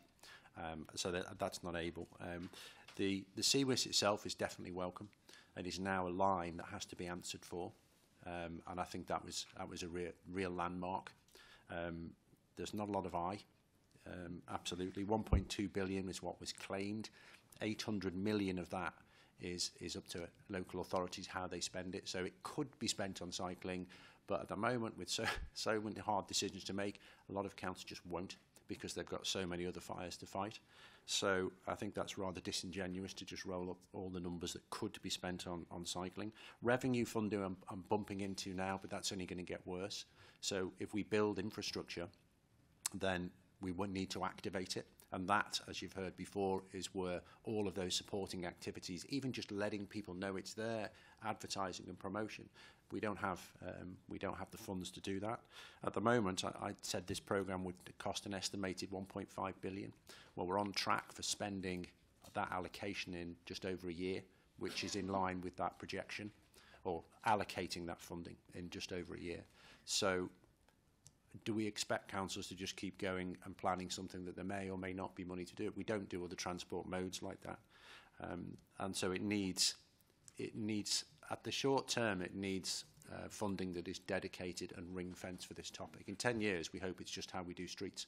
But right now, we need dedicated, targeted funding for culture change. And that needs to be recognised. Great. Okay, we're going to hand over to you. Thank you, Lillian. I particularly like the 15 steps. I think they're really bold, and I just wanted to applaud your step 8 in terms of tackling the issues at schools and getting more young people walking, cycling, but also actually on the safety part. And I asked the Prime Minister's question for the Prime Minister to designate a fund and also new laws, so we have 20-mile-an-hour zones, no parking in front of schools, and also walking buses there as well. So we'll try and help you on that one. But how many of your 15 steps have you achieved so far? And how are you monitoring progress on the steps? So as not to take up too much time now, it's probably best we send you that. We've just written up for our own purposes for the Mayor where we're at 1 year on. So there's been action on the majority of those. We've prioritised, so the infrastructure, really important. Some of them are beyond my gift. So we wanted to have a task force to look at crime on the streets, which is much bigger. That hasn't been implemented yet, but we're working on that. That's really necessary for that sense of safety when you're not enclosed in a metal box with the doors locked. If we want people to get out, they've got to feel safe. But the majority, I think we're making very good progress. Yeah.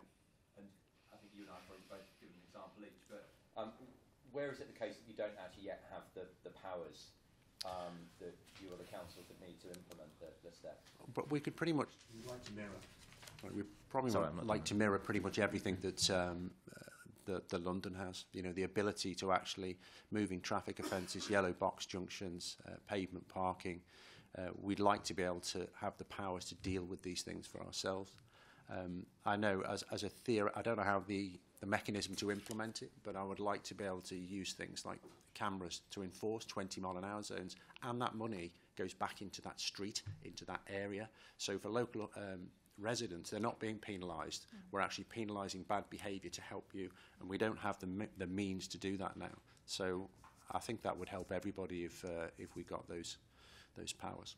And actually, I think you're very forward-looking. You've gone into my next question, I think, as well. But I was going to ask what specific changes would make it easier for you and the individual councils to improve transport for cyclists and walkers. That's quite a broad question. It's very broad. Well, I think as far as in terms of enforcement and danger reduction, I think that conversation would involve all the ingredients that I've just said. But to enable us to do it, we have the political will. We need consistent funding to be able to do it. And I think everything else we're on top of, frankly. I think from the Department for Transport, we probably attached to funding, actually. I think the potential to waste a lot of money is massive. And we've seen that in the past. But here's money for cycling, and it's a white line, so it doesn't do anything. So what a waste of funds. I would encourage government to have a robust set of required outcomes. We're building our own Streets for All design guide, which is a huge task, but how you actually make streets that people want to be on, and for different types of streets. It's a huge piece of work. It'd be great if the Department for Transport got behind that. You've heard mention of the zebras, which is a very hot topic of mine. I just came into, well, I've travelled all around Europe. Normally at a side road, there's a crossing, and people, I know that it's the car's likely to stop and I can cross. We don't have that. We're one of very few countries in Europe that doesn't do it. So we wanted to do that here. It was a big part of our strategy because it enables small things on a micro level. A pensioner or somebody with kids going to school, several side roads to cross, it's rush hour and there's people rushing about. You're not going to let the kids go on their own. I'm going to run you round. But if you have a crossing there, you say, okay, well, you can go, but make sure you wait till the traffic stops. It's that subtle difference. The Department for Transport actively discourages from doing that. It's not a recognised mark. We went to meet them and said, we'd like to do a trial. They didn't want to support a trial, so we're going to do it anyway. We're going to run our own trial. We're going to gather evidence in a responsible way, and then we'll present that to the Department of Transport, and we hope they'll follow suit, assuming it shows that crossings are safer than no crossings. And we want to do that because we can do that for £300 a junction instead of a raised junction, which is £30,000 a junction. So it's practical things that we would really like government, Department for Transport in particular, to help us to actually do some good work. So some things like that are quite frustrating. Yes, I have two asks on top of the consistent funding. I think we would very much welcome a holistic approach between the different government departments so that they work together better. And for example, when I don't know, let's talk about a recent fund that has come from the government, the NP fund. It is not looking at it's holistically a solution. It's just looking at building a road or upgrading a junction. That doesn't mean pedestrians, that doesn't mean cyclists. So we would like all of that to be looked at together. Because let's not forget, every time that you see a cyclist riding past you, that means that our health bills are coming down. That means that our air is cleaner, and that also means that person that cycles is also saving on our tax bill. The other thing is a Centre for Excellence. I think Greater Manchester has got the ambition, has got the learning, has got the flagship schemes, but also I think if we had a Centre of Excellence over here, then we would work in a way that we would learn from other cities. So for example, in Amsterdam, they're doing great, but there is a bit of conflict there between cycling and walking. We would love to learn from them. We would love to see how all of this resource that we hopefully will be coming our way, how can we avoid the mistakes that others have done and learn from that, and also support other cities and other areas across the UK to build their ambitions and follow in our footsteps. Thank you. What can the rest of us and the rest of the country learn from the Greater Manchester experience? One on... Oh, sorry.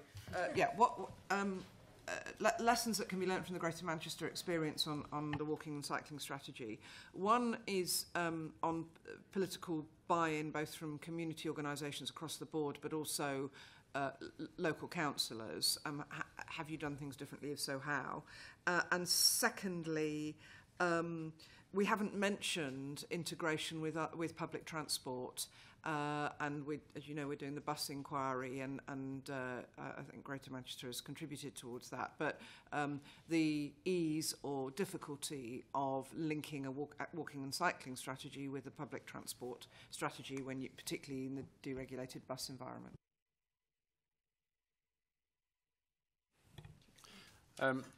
Integration is it's not desirable, it's critical. You know, it's the first and last part of a journey. That's how networks are likely to start and finish at transport hubs.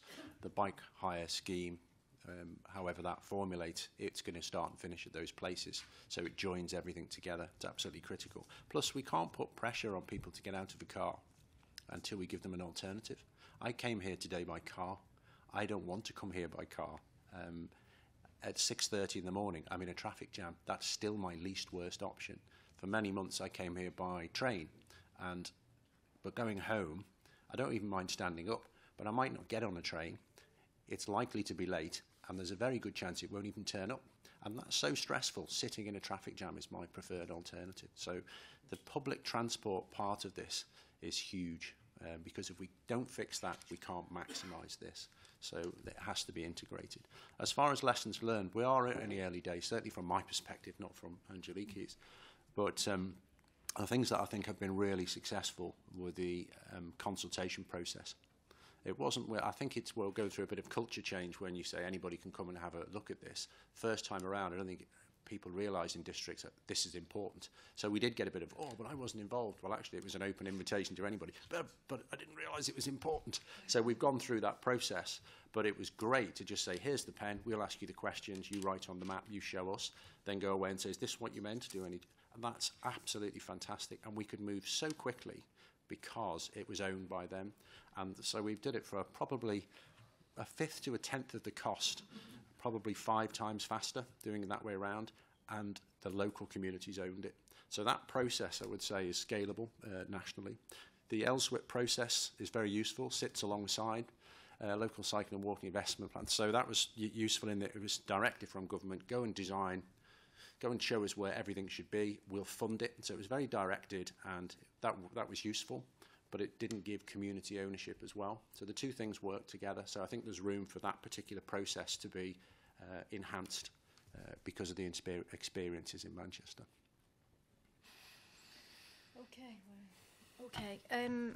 I think what you can learn from us, I think, is the way that we work across Greater Manchester. It's constructive where there is criticism, but also there is genuine partnership between the local authority, TFGM, and between other organisations that want to make it happen. So, for example, the Mayor's Transport Board contains representatives from the Health and Social Care Partnership.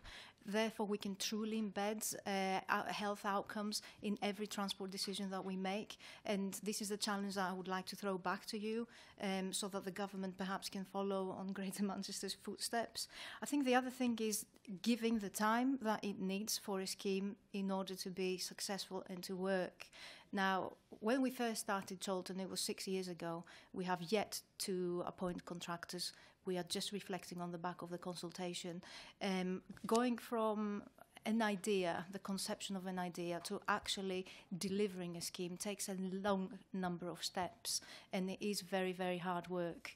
We are there. I think that, of course, we can always do better to listen, but given the resources and given the task, and now we're going to have, hopefully, if we get more schemes, we have an increasing number of schemes, so we need to think in a different way in terms of how do we handhold the people to go through the process. But taking people with us, it is very, very important, and it's something that we have always sought to do. The other thing is listen to what people want. So the city transport centre strategy, people are coming back and they're telling us how there is not enough space for pedestrians and they want more spaces for people. And we are going to listen to that, and we're going to try to deliver on that.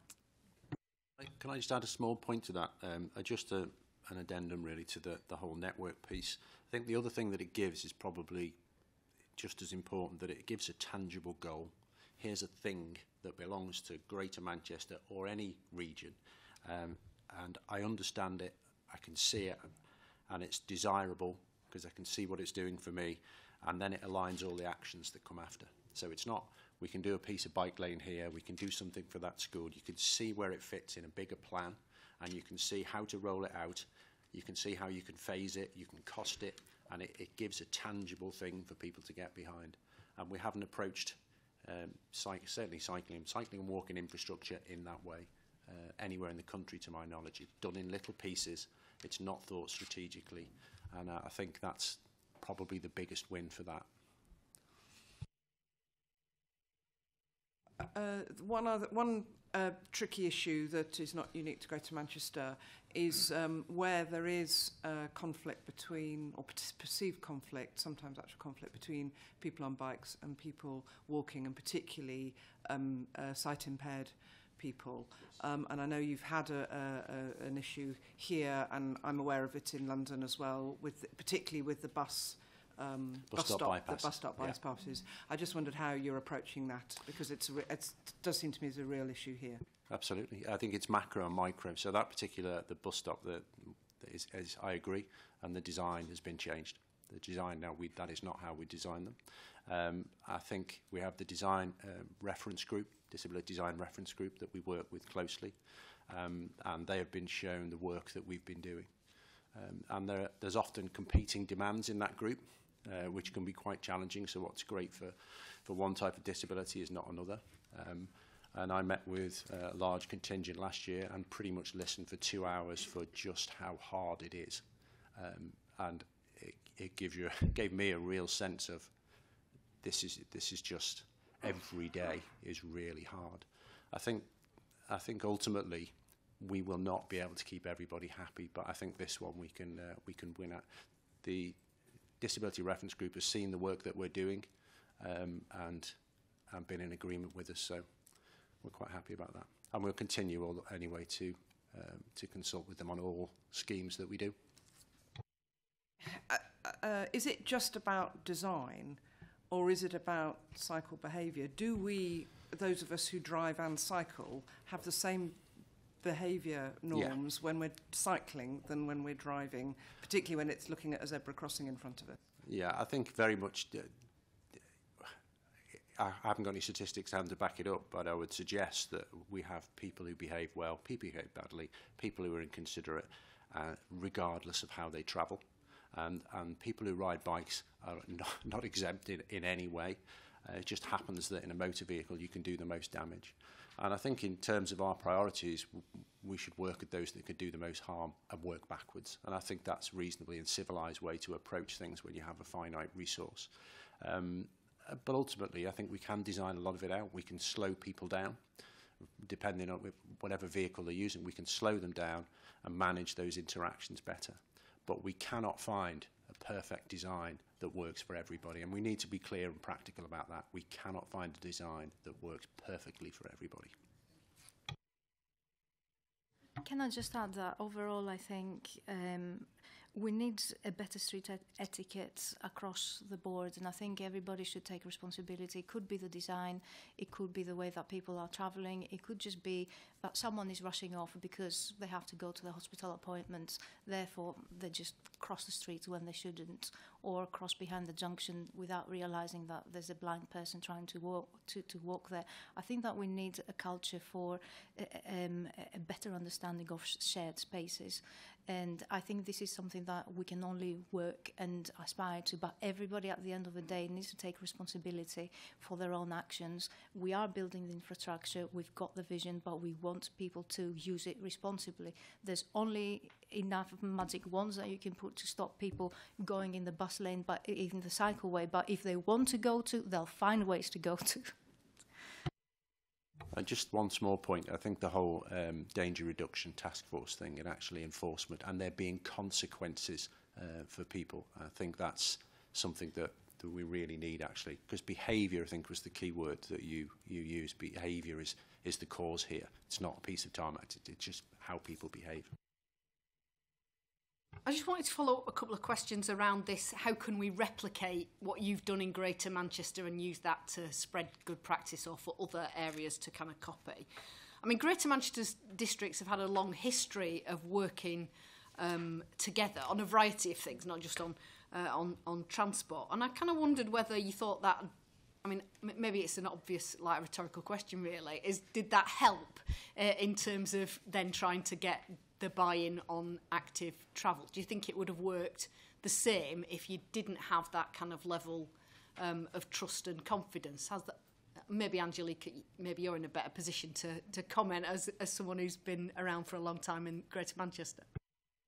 I think it has certainly helped working together. I think that we have got a level of trust between the local authorities, but also I think we understand each other's strengths and we support and nourish us to overcome our weaknesses. I think the other thing that has been very important, but sometimes underestimated, is the long-term vision that we've got for Greater Manchester, but also the long-term vision and leadership that we have enjoyed for this city. So we have had the same leadership for sort of the last 20-odd years in Manchester, and we know who we are and we know what we want to do. So I think, apart from the trust, it is also about, and working together, and that long history, it is also about an evidence-based way to go about and do things, to think outside the box, to be bold, but also to listen and deliver on what people think are their priorities. And sort of two follow-ups, really. What is that? I think you said earlier, Chris, that you wanted the money to go where people had made the most ambitious bids for schemes from the districts. You know, if they come up with something that's bold and ambitious, you're going to fund it. So there was two things I wanted to ask a bit more about. One is, how do you ensure that they've got the capacity to come up with the schemes? And I think, Angelique, you quite rightly obviously said, you know, across local government, they've been denuded of officers, and so that's an issue. But the other is about the social justice element of it. I wanted to know, because one of the reasons why people might choose to walk or cycle is because they don't actually have much option, because they can't afford to run a car, and they might be isolated and stuck because they can't afford to use public transport. So to what is there any conflict between the funding what great schemes and the actually trying to use, you know, enable walking and cycling as a social justice thing to get people opportunities to link with education or jobs or whatever? Or do those things work together? I think there's sort of three bits there. One of the things that we've been able to do, because it is very collective, and the 10 leaders meet every month, and they will hold each other to account, which is great. I'll just have a go and have a word with, and that's great. And I think that's very useful at this level. Whether it could be replicated, I don't know. I don't know whether London boroughs work that way, but it works. I was quite surprised, actually, how effective the leadership structure is here. And it's like a family that squabbles, but it's still a family, and they squabble and they sort it out. I think we've learned a lot as we go along. So quality standards, ambition, yes, but not to just do something outrageous, but meet a quality that people will want to use it, wherever that might be. And we have ran into, because of no resource, and I mean human resource and expertise to do things, we've solved problems really quickly as we've gone.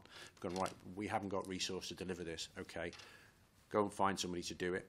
And in the meantime, we'll set up a training course. So people from all of the districts sent somebody, and we went on a 5-day training course for how to deliver this stuff from design all the way through. And at the end of it, they had to create a scheme as part of the course, and most of them just got submitted to the last tranche, because we have submissions every quarter for schemes. I think that's very helpful. What we have noticed is some areas who could do something, and we've identified it, and residents have identified it on the map, aren't doing anything yet. So we're now just starting to get proactive. So that centre of excellence you've heard mentioned, we build up a resource to support, but also now to start to suggest we could do this in this area. Here's why we think it would work. The propensity to cycle tool actually was one of the things that's been really useful. It's been a go-to tool to look at, wow, there's something we could do here. Nobody's proposed a scheme. So although most of it is district-led, we're actually starting to get proactive as well to fill in the gaps, the opportunities that you mentioned. I think that on balance, possibly this is the right approach, because you want people to get enthused and you want people to really, really want to do things and to aspire very, very high. And this is how people that are not casually interested think, oh, there's a lot going on there. Why can't I have that? Especially in areas where there isn't strong social capital. You need to energize them and you need to go to them with, this is what's the art of possible. This is what is actually happening there. Therefore, they can see that happening in their own neighbourhood and then they want it. And this is actually what happened in the north of Manchester. We went with a scheme that was ready to go. Now we've got North Manchester saying, and what about us? And that's a great outcome, isn't it? And now I want to turn to the issues around funding. I know we've already touched on it slightly. So the Made to Move report established ring-fence, 10-year, £1.5 billion infrastructure fund. Where's that money going to come from? We ring-fenced 160 from the Transforming Cities Fund. We projected that this will cost £1.5 billion. So we know what it will cost. We've got money from government. We're using it really well. We have our own standards. We want to be measured on outcomes. One of the 15 steps, you hold us to account. You know, we said we would double and double again the amount of cycling. I think we can do better than that on specific schemes. So we've put all that in place. But how are local authorities going to employ several officers capable of designing this stuff if it's going to run out in 3 years? So that stop-start funding, and I've been in front of committees like this several times, or how can we plan for the future? And I would actually like to see a cross-party agreement on some of this stuff, because surely some of it should be apolitical. It should be, we need to change as a society. Do we all agree? Yes. Do we all agree that this would actually get something that we can all plan for the future? And I think that's got to come from central government. There's only so much we can do locally. And Jonathan said, you know, it should be 5 to 10% of transport spending. Do you have in your mind an aspiration for what it should be at national level? I know it's something you've talked about in the past. Yeah, it's breaking it down because the only way we can cope. So we know that the absolute minimum, this was a 1990s German figure, sustained £10 a head is the minimum that you can invest to expect to see any kind of significant change. And so that's where 1.5 billion came from. And then it started to become a percentage of transport spend. I don't care.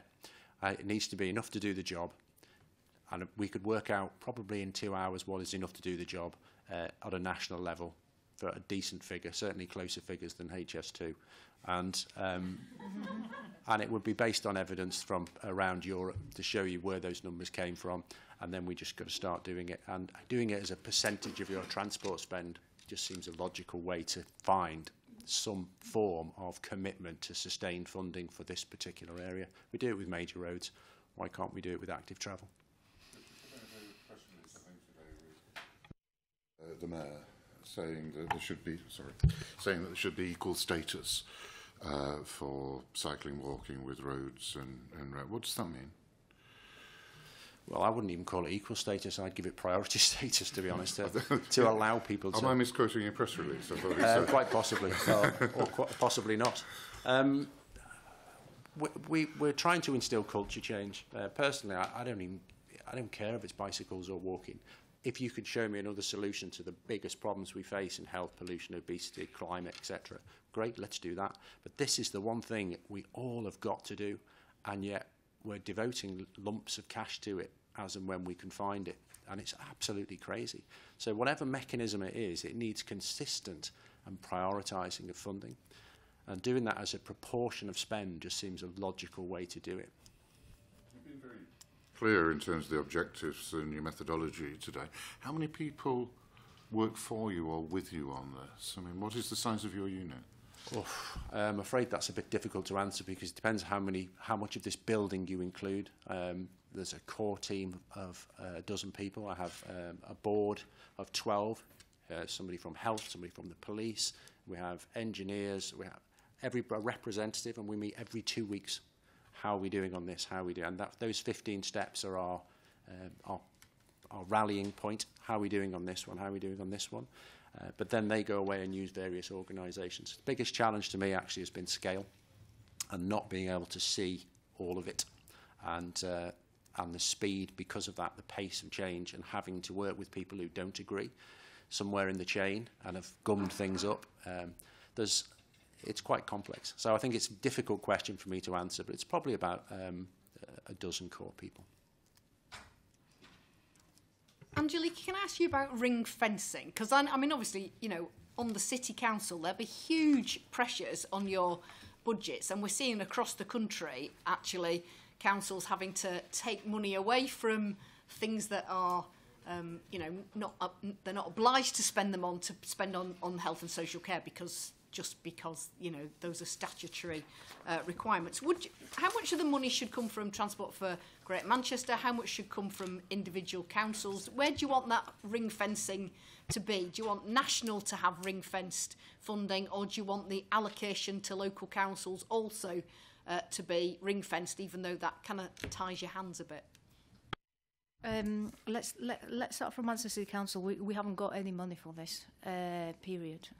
So the money that we have had and the exemplar schemes that we have got, one of them who has got a National Transport Award, we got them from CCAG funding. So the money that we have set aside is to sort out the potholes and the drains and sort of do keep up maintaining our network. So I think that the bulk of the funding should stay within the combined authority. It is a much easier way for us to access this money, but also they have a strategic view around what needs to happen across Greater Manchester. Therefore, they can see the network as a whole. They hold the transport strategy, and they know what the ambitions are, the investment on other modes, on bus, on Metrolink, from now until 2030. So it does make sense that it's held over there. I'm going to put sort of my Manchester City Council ego on the side. I think this is the right thing to do. I do think that the government needs to consider how do we achieve a step change in the way that we travel, both in inner cities, but also in towns and across Britain, and especially for the shorter, smaller trips. I think they seriously need to see how people can walk more, and then for the longer, if you like, trips, how they can cycle more. It is, in terms of sort of the percentages, I think if we look at the costing plan that we have got, I think 1.5 billion would sound like the right figure. Yes, you'd be right. And that's what it takes, and sustained. And just as a point of fact, 30% is match funded by the local authorities. So of the money that we've spent so far, about 30% is being matched by the local authorities. So there's a real contribution for everything they can afford locally. And where that comes from, in some cases, it's previous grants pulled together, perhaps funds that could have been used on other things. So there is a commitment. At the moment, you've got strategic roads which are out of control of this region. It's Transport for England. So we can't affect what they do. And that's quite frustrating on a regional level, particularly when it obviously has a very local impact, a major road that goes through a conurbation. I think we'd like to have more say in that. I think that would make sense. But I think for... Because obviously, How is England do have some ring-fenced funding within there. Yes. To pay for cycling and walking improvements. Are they talking to you about their strategic roads that are within Greater Manchester and how they might link up, how they might spend that and how it might link up with your network ideas? Not with me. Neither with me. How in Trafford is starting, the process is starting. It's a conversation I'd very much like to have, even if it's how we mitigate it with their funds severance. Because although it's seen as one of those, well, this is the road, so all the money goes on this, but I think a chunk of the money should be into dealing with severance issues, because that's one of the biggest problems that we have, is the major roads have just chopped up our society, and that's the biggest barrier we have between people going to school and the workplace. I think just the only point I'd add, really, I think I'm all in favour of more localised funding, but I think it should come with standards, because I've seen how much money, not just not necessarily in this region, but certainly where I live over on the Wirral, the amount of money you can waste if they're not built to a standard, if you're just saying we're going to do something for cycling, but if it's ineffective and doesn't deal with the bit that stops people, that junction, that road, then you may as well have just not spent it. And I think that's missing. Accountability. Well, look, thank you very much for coming along today. That concludes our questions to the second panel of witnesses. And please, can we ask the Mayor to come forward? Thank you. Or come in.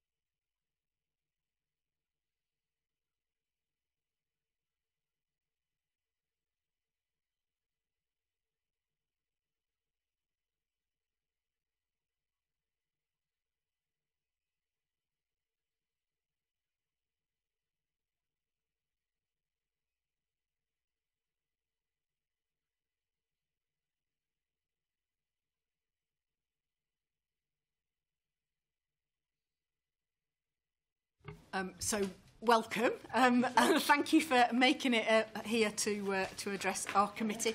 You've got the disadvantage of not having listened to what everybody else has said. But anyway, for the record of our decisions, record of our hearing today, please can you just introduce yourself, and you need to press the microphone to make it work.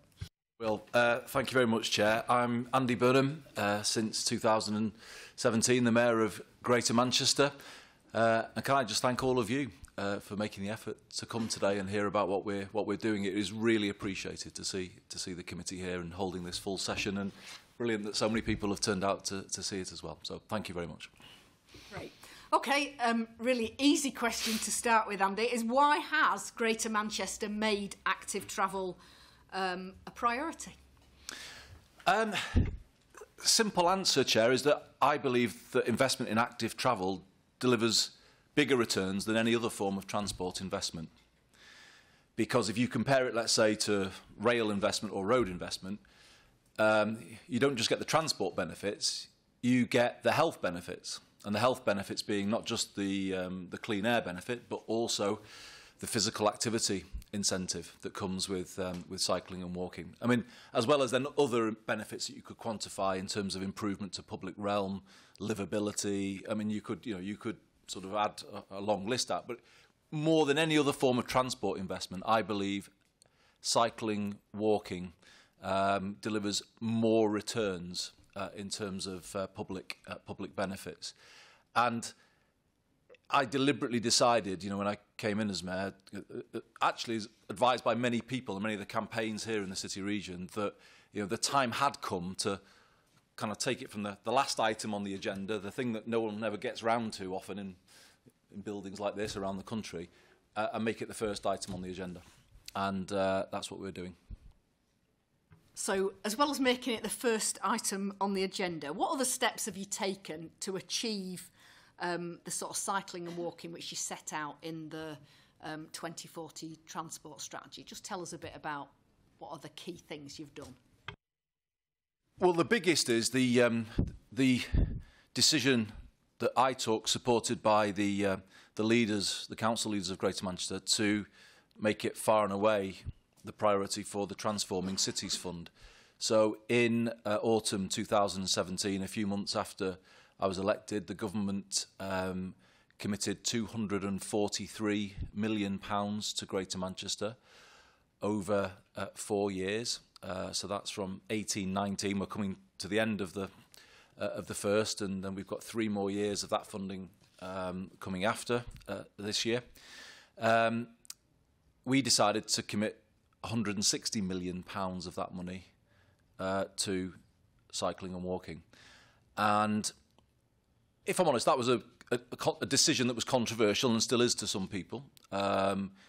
We do need extra capacity on our tram system. We do need to invest in other forms of public transport. You know, there are lots of ways in which that money could have been spent, and as we all know, we've had, under all governments, underfunding of transport outside of London. But nevertheless, you know, it was a moment to say, well, if we believe it delivers more returns than any other form of investment, well, this is the moment to say that's what we're going to do. It was informed as well, though, by our kind of intention to create a cycling and walking champion, who you've just heard from. So it was a kind of coming together of those two things, and you know, the decision to appoint Chris. I mean, we just couldn't be luckier to have Chris dedicating so much of his passion and energy to Greater Manchester. You know, the funding combined with somebody of that level of capability. I mean, I've worked with many people in my career, but I have to say Chris Boardman is one of the most impressive individuals I've ever come across in terms of the way in which he takes a big policy vision, but kind of carries it right down to grassroots and gets people behind it. And, you know, I'm not going to release him from here anytime soon, but I would suggest to the committee that he could have a much bigger role on the national stage, doing some of what has been done here, showing it can work here, then taking it to a bigger stage. So it was those two things, I would say. It was the appointment of the figurehead combined with the prioritisation of the funding. I have to say, I'm toying with, I've not said this to him, and I probably shouldn't say it in front of all of you before I've said it to him, but I'm toying with making him the cycling, running and walking commissioner, because I'm training for a marathon at the moment, and I kind of feel that runners are a bit left out of this discussion at the moment, because sometimes you have to kind of like, if people are, you know, you have to go onto the road, and there's, you know, maybe they need their space as well, because it can be a bit, when you're out on those sort of narrow roads, and it can be a little bit hairy at times. But maybe that's a discussion for another time. But you know, active travel needs to be thought through on every level, is what I'm saying. You know, every runner, cyclist, walker needs their space and their ability to do what they want to do. I mean, we've just obviously heard from Chris, and I think probably everybody's been impressed by not only the vision and the passion that he's got, but the way in which he sought to implement it. When you selected him as your commissioner, was it because obviously he's well known because he's an Olympic cyclist, or did you know exactly what he was going to bring to the job? What did you want him to bring to the job? And I mean, it sounds like it might have exceeded expectations.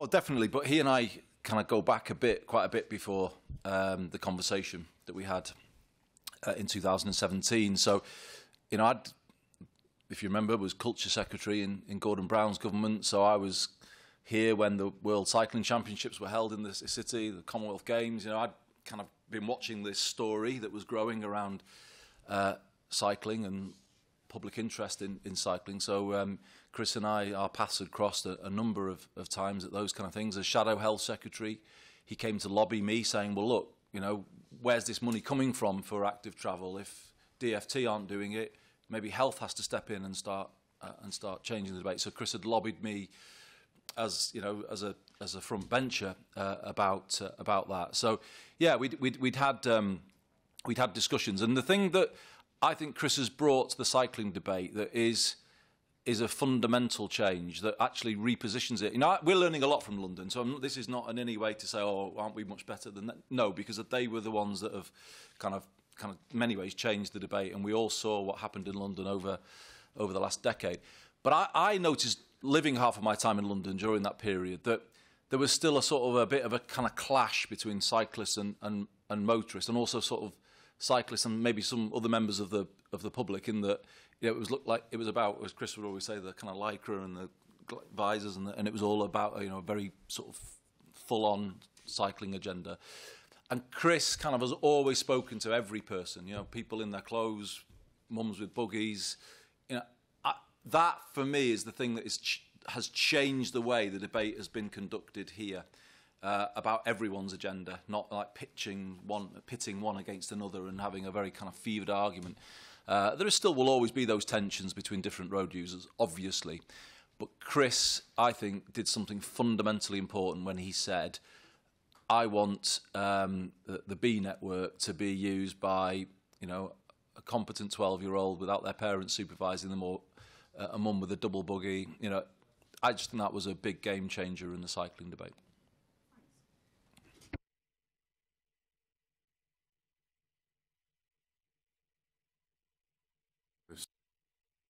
Sport than from any other area. Can you back that up with figures?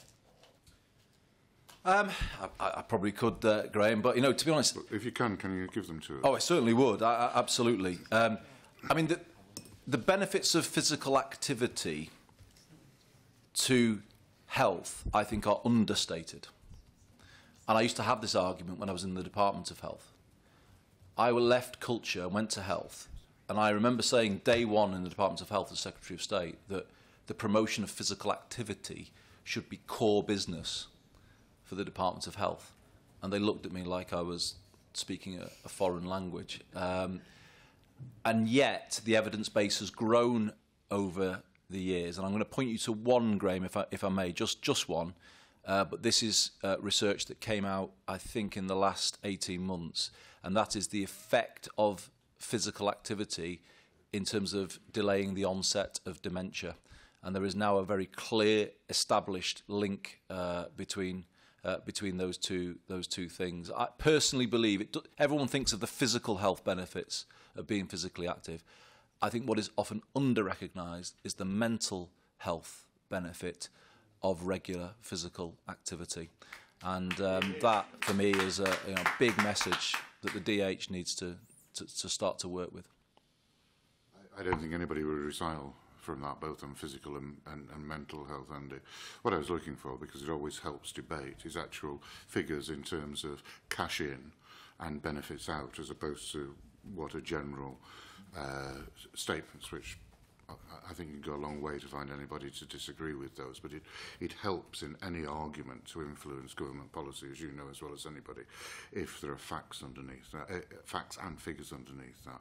And I was asking which figures you were using for that. Well, there are plentiful figures that demonstrate the benefits of physical activity in terms of, as I say, the health service. But to be honest, Graham, I mean, I'm actually going to come back at you a slightly different way, in that I think at times in public policy people they use the kind of an evidence base as almost a sort of, as a barrier to making progress on something. Oh, we're not doing that unless you can. And I've known people in sport and physical activity over the years that kind of have to go through all these hoops to try and prove the benefit of what they do, to please someone in the Treasury who's still going to say, oh, we're still not good enough. And actually, you're talking from personal experience. You know me. I'm a bit more of a, as you know, kind of instinctive kind of politician. Really, I don't myself get kind of wrapped up in that. I know physical activity is good on every level for people. I think we've got to get on with investing in it and doing it, and the evidence base will follow in my view. So people might choose to criticise that, but I am absolutely certain that if we get more people moving more on a daily basis, the benefits to society will be manifold. No, I'm not looking to criticise it. I'm looking just for evidence to support it, because I certainly agree with that. Have you got enough powers as the Mayor and within TFGM to sort of bring this vision to completion? No is the answer to that, Graham. And I'm hoping that the committee might be able to help us on this. If we look back to London in the late 90s, early part of the last decade, when the first Mayor of London came into position, I think the transport system there was kind of similar to possibly as it is here now, fragmented, confusing at times, poorly maintained. It was wasn't where it should be. And I think what they have gone through over the last 20 years is a real kind of journey of change, where extra funding, but also power, has allowed them to get a grip on the system and make it integrate. And we need to go through the same. And the simple test I keep applying in my role is, if it's good enough for London, then it's good enough for Greater Manchester. and on what basis might we have something not have something that London benefits from. So, you have made the argument, probably more than anybody else that I can recall, around buses and the power to do something different in terms of running the bus system. And London was the only part of England that didn't suffer the effects of deregulation in the mid-80s. But let's go to something more fundamental, and that's the management of the roads. So London have civil enforcement powers over the management of the road network that we just don't have here. And I'm thinking specifically about, for instance, enforcement of yellow box junctions. So here, it's only the police that could spot someone infringing and go and issue a ticket. You cannot have camera enforcement. Now, in some ways, it's a difficult thing to acknowledge publicly because, maybe that will lead to more, but it's just a reality and there's no point hiding from it. I think that can put cyclists and pedestrians at risk because you often will see, cars kind of more going into a queue, not clearing the way. Then a cyclist will come up to a junction and have to go around the car, and it's not safe. So those powers would be an example, or pavement parking. That is an issue that routinely is raised with me in all 10 of our boroughs, and that can really limit the ability. I'm thinking more of older and disabled people here, or young parents. It can actually make them housebound because they can't physically negotiate the way to the shops or to the park or whatever it might be. So again, that's a power that I think we should have, alongside powers around lane rental. The utilities in London are charged if they overrun on road widths. Well, they're not here. And I think it shows, people can feel it.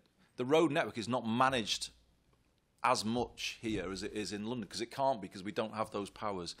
And I feel, we've hit a tipping point in the last couple of years, as you will know, with the level of roadworks and lack of coordination. Because then you go on to the issue with Highways England, Graham, because obviously they do their own thing and it's not necessarily integrated with what the councils and TFGM are doing. So those basic powers over the running of the road network and the ability to come up with integrated, coordinated decisions with more devolution of the powers that Highways England control, I think is essential, and I beg the committee actually to make recommendations in that space. That's a very powerful case. Are there any other powers? Because this is an opportunity to put into the committee. Those are three important points you made. Are there any others? There are quite a few others I could mention. Powers over regulation of our taxi fleet. So at the moment we can't stop out of town taxi coming in to the city. Now that affects cyclists and walkers because of the poor standards of some of those vehicles. So that is something that I would absolutely want. If you're tempting me into a broader transport front, if that's okay, but Continue to sort of say what would make Greater Manchester a better place for cyclists, walkers, everybody. It's the power to integrate the system. So at the moment we have a transport system that's highly fragmented, where the road system isn't regulated, as I've just said, in the way that we would want it to be. The bus system is deregulated. We've got Network Rail doing the rail stuff. So how can you get all of that together and integrate it and make it work properly? In many ways, these modes of transport compete with each other and conflict with each other as opposed to work as an integrated whole. So what I would say to you is we need power over all of it so that we can integrate it into a coherent system. And that means more power over the railways. That means more power over the running of the roads. It means more power over the regulation of taxis. We do have, as you know, more power over the regulation of the buses, although it's an open question whether the Bus Services Act 2017 is good enough. And, to rule out the public operator option, as that legislation does, might make it challenging, I guess, because you always have to have a fallback option, don't you, when you're looking at reform? And I wonder whether that's something that needs to be revisited. But I could give you a long list, Graham, and you've got the headlines here, but I could keep going if you want me to. Okay, I'll write to you. Yeah. I mean, three members of this panel at the moment were on the Bill Committee that's dealt with that. Yeah. And I think I'm right in remembering, and you came to the report stage, that was exactly the point. You made it. I remember you making it. Yeah. But can I just say, I won't dwell on this too long, Chair, but I think it's really important for me to say this, because I am in a reasonably unique position, possibly Andy Street in the West Midlands the same, in that we have come in as individuals that then have a kind of an accountability to a large population. And obviously the thing they will think about first is transport. That is the thing that's palpably not working out of London. So my experience 2 years into this role is I'm sitting there, people are rightly calling, finally they've got one person to complain to when things aren't going right, and look at my Twitter feed in the morning and you'll find out that they're using it. They really are. I get pictures of all kinds of, and I'm glad they're using it. They're right to use it. They're demanding accountability from a system that doesn't work for them. But at the moment, I don't have the levers that allow me to respond to the things that they're raising. And I'm not making excuses, because I will take responsibility for what we don't do right and things we might get wrong. But I'd rather be accountable knowing that I can, change the whole system, whereas at the moment I can't. And I think that would be true for Andy Street, Steve Rotherham in Liverpool. And if you're going to create these roles, then it follows, as they gave the Mayor of London, you need to give Mayor of West Midlands, Mayor of Greater Manchester, Mayor of Liverpool City Region, the kind of same basic set of tools to make this system integrate and make it work for people.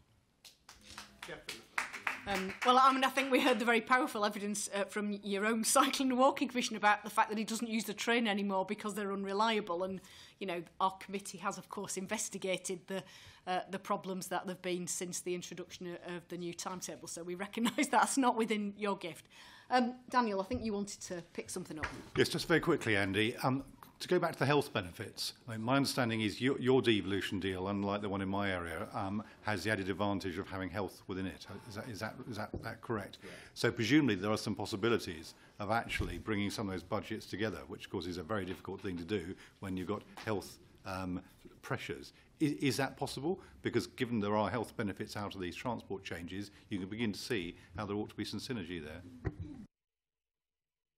It's absolutely possible, Daniel. I think here's us, patting ourselves on the back. I think your city, is the original cycling city, is it not? And I think there's a lot to be learned from Cambridge for all of us. But yes, I think we are in a unique position here to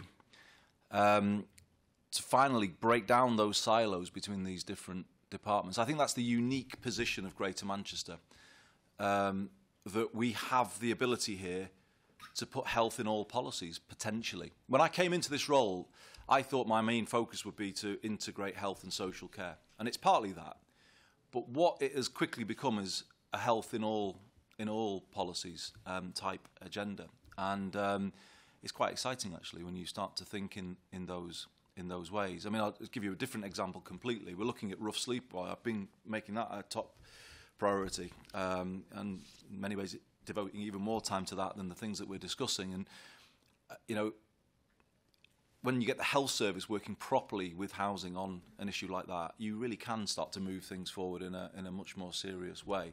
But to the issue we're discussing today, you could argue that the health service could invest capital funding in cycling infrastructure. There was definitely an argument to be made for that. More likely, I think, to consider what you might call revenue funding. So we are very taken by the idea of social prescribing. So we need to build a health service where you go and see your GP and, the default option is not antidepressants or medication. That isn't a 21st century health system. In my view, first port of call when you go and see your GP should be, exercise referral. And possibly, if we bring through a bike hire scheme to replace the one we had, as we are hopefully about to, it might be that the health service helps people to use that for a month or two. Do you see what I'm saying? So I kind of feel that those things might be more achievable in the short term, where you kind of you help people to get a bike, to start using a bike, and to become physically active. Because going back to Graham's point before, again, this is instinct rather than evidence. I know in my own life that when I'm more physically active, I feel more on top. I feel more able to cope with things, and I feel more able to kind of move forward with things. If I'm not, you often feel you're kind of a bit, you can't see the wood for the trees, and I think, and so I just believe that the more people are physically active, the more you help them get on top of their own health. And the thing about the evidence, there is, if you take someone who's physically active and try and pay for a smoking cessation course, or something that is about addressing diet or drinking, whatever it is, the chances of it being successful are less, in my view, than if they are physically active and then they're starting to do something that addresses smoking, drinking or diet. Do you see what I mean? So the catalyst for change, the easiest change to make in life, is not to be a smoker and then to become a non-smoker. It's to go from inactivity to activity. But once you've made that change, it's a catalyst for other good changes in your life. And I think the health services used to, as I said to Graham, it used to resist this argument about physical activity. Oh no, that's DCMS or that's Department for Education. And increasingly it isn't resisting that anymore. I think they have now bought the concept that the promotion of physical activity should be core business. I'm just slightly conscious of time, although it's really interesting stuff, and I think, looking out of silos is so important. But we're going to turn now to funding issues, and Ruth. Thanks. Hi, Andy. Chris's strategy proposes establishing a ring-fenced 10-year, 1.5 billion infrastructure fund. Where will that money come from? And how much of TFGM's budget is allocated to that strategy, to the active travel work? Well, thanks, Ruth. TFGM, of course, have been spending money on active travel, but it had been, I suppose, very much at a lower level and more initiative project based, which is kind of how central government has encouraged bodies like this to bid for active travel funding. So when we took the decision to create a 4-year fund through Transforming Cities, we were trying to establish the principle that that becomes a regular long-term funding stream that then government would repeat. And we're in the position now where the committee is making this inquiry, and we do need you to perhaps make recommendations in that space, because all we've had beyond the 4 years is a 1-year allocation for Transforming Cities. And I have to say I've had to use that to deal with some of the transport challenges we have around housing delivery and the spatial framework, some of which could well be used for active travel, by the way, but it is also potentially looking at park and ride, new Metrolink stops. So, we need a budget line here that I think is ongoing outside of that other pressure. And I think the simple point is treat cycling and walking like road investment exactly the same. It needs a long-term national significant funding stream all over the. I'm getting handed a note which I've obviously not mentioned.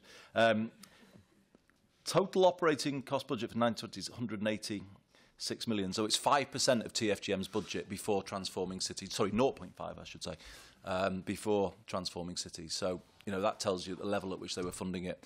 So we're calling on you, really, the committee, to say, this should be national investment over that 10-year period that Chris called for, and that would, I think, make a big difference. But there is one other thing, Chair. I think something else the committee should think about. At Transport for the North recently, Mayor Dan Jarvis kind of spoke up at the end of the meeting and said, "Why do we never get round to active travel? Can't we help?" And we made the same point that I made earlier, and we started to debate the TFN big projects investment plan, and Dan put forward the idea, which I was very much in agreement with, that we should have a principle agreed with government that any major transport project, be it a new road, a new rail line, a new tram line, should have an active travel piece built into it. So here, TFGM funded something in my former constituency, a guided busway. So it was a concrete busway along an old railway track, and they put in a bridleway, they called it, but it was a cycle path alongside it. It's unbelievable how well used it is. And TFGM do have that as a principle that, if they're going to put in any infrastructure, an active travel element should be a kind of part of it. And if every national scheme, if HS2 had that, or if, that is why HS2 is struggling for public support, isn't it? Because if it had things like that, maybe people would see more benefit from it. Share of HS2 in front of our committee next week. So. Oh, we look forward to it. I'll read the minutes. And I think we're going to hand over to Hugh. Hi, Andy. Hi, Hugh. Good luck with the marathon. I did 2, but the second one there was an hour slower, so I retired at that point. I'm sure you'll do better than I did. I wanted to ask about the sort of competition, as it were. I know that you didn't use that word in terms of motor vehicle versus cyclists, walkers, runners. It would undoubtedly free up more space for cyclists and walkers if there were less motor vehicles in Manchester city centre. Is congestion charging inevitable, not perhaps just for this issue, but also for you to hit your clean air targets? So, we had a debate 10 years ago on this very topic, and we had a referendum, in fact, and it went down heavily. Graham might remind me, if I get the figures wrong, 90% against, 80% against. And I had argued the other way in that referendum, by the way. And I think there's a very good reason why it went down. There are, of the 3 million people who live in Greater Manchester, far too many of them, quite a large proportion of them, have no alternative but the car because of the poor coverage and quality of public transport. So basically, a congestion charge for those people is a straight tax that they cannot avoid because they have to use their car. In London, it's different. The underground system, overland rail, buses. A bus journey is £1.50 in London, single ticket. It can be £4 here. So public transport is not as affordable or as easy to use. And so consequently, the debate about congestion charging in the rest of the country has to understand that you're just basically talking of a straight tax on people. And I don't think that wasn't understood enough when that debate was brought forward. So I can say to you today, I'm going to rule it. I have ruled it out because I don't see how I could do it in a way that would be socially fair and progressive. You wouldn't. You'd be hitting the poorest people the hardest. And I can't see how that could be justified. In terms of clean air, though, I think the committee's heard today about our decision around the clean air zone that we intend to introduce.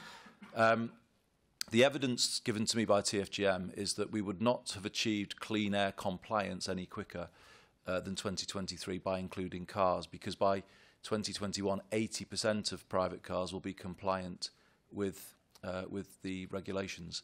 So, again, in the absence of a national scrappage scheme, recognising that those 20% of cars are probably, not all, but many of them will be owned by those on the lowest incomes, could we introduce that penalty? And the decision of myself and the 10 leaders was that wouldn't be fair, given that the evidence says that we wouldn't have got compliance any quicker if we had have done. Okay. And it's slightly linked, but as Graham mentioned, we're back doing another buses inquiry. And I think one of the things we've looked at is whether it's time for regulation. There's a £2 billion public subsidy to buses, but actually there's no regulation compared to the situation with rail. It might be unusual, me saying that as a Conservative representative, but that's where I've come out. Do you think you will have enough powers via franchising to actually be able to really sort of dictate what should occur in terms of bus usage, or do you actually feel that more regulations needed to give you better powers to keep them under wraps?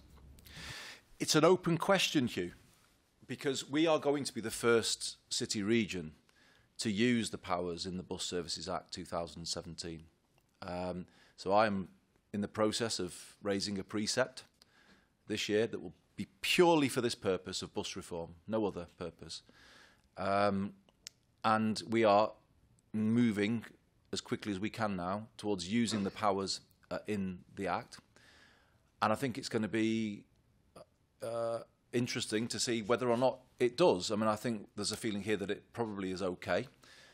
But that point that I mentioned before about ruling out a default public service operator if there's no private operator that meets the mark is a weakness, because in the rail franchising system that is an option, isn't it, to have an operator of last resort or a public operator. But the Bus Services Act doesn't. So, you know, in any negotiation, it's like, you know, I won't get on to Brexit. That will depress you all. I mean, you're having a day off from Brexit, aren't you? So, but the point being that, as I understand the government's position, you know, you've got to have other options, haven't you? If you're going into a negotiation, that's what they say anyway, isn't it? So surely if that's their logic about that, it should apply to transport, where if a private operator isn't going to come forward with what you want for your bus system, that you've got to be able to pursue it by other means and walk away. So I think I would much rather go into this process of reforming the buses in Greater Manchester with that public service operator option very clearly there. And at the moment it's not there, and I think that's a risk to the process as we move forward. Yeah, for what it's worth, I completely agree with that. We argued it at the time, but common sense wasn't put into that bit of legislation. Thank you. Can I just briefly pick up this issue around, not about congestion charging, but it was mentioned earlier, and obviously, you know, my city of Nottingham has a workplace parking levy, which of course not only sort of provides a bit of an incentive on employers, and if they pass it on to their employees, to individuals, but it also provides a fund that can then provide some of those public transport improvements that makes it possible for people to make modal shift. Is that something you've considered and ruled out, or is your mind open to it in the future? What's your view on that, Andy? My mind's certainly open to it, Chair, because I think in some ways it's the opposite end, isn't it? The people who tend to have car parking space in buildings in city centres are those at the higher end of the pay range in any company or organisation. So I'm interested in the Nottingham experience.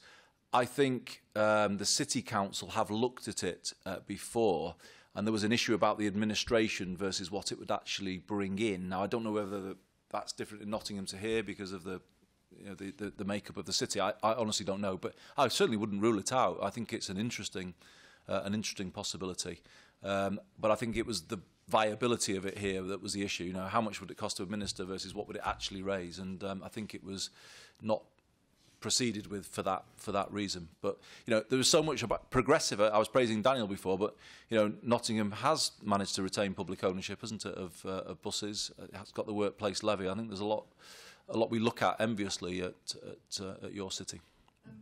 And just sort of following on from that, really, which is what's the role of employers in this? Do you see employers as having any role in terms of active travel and changing travel behaviours?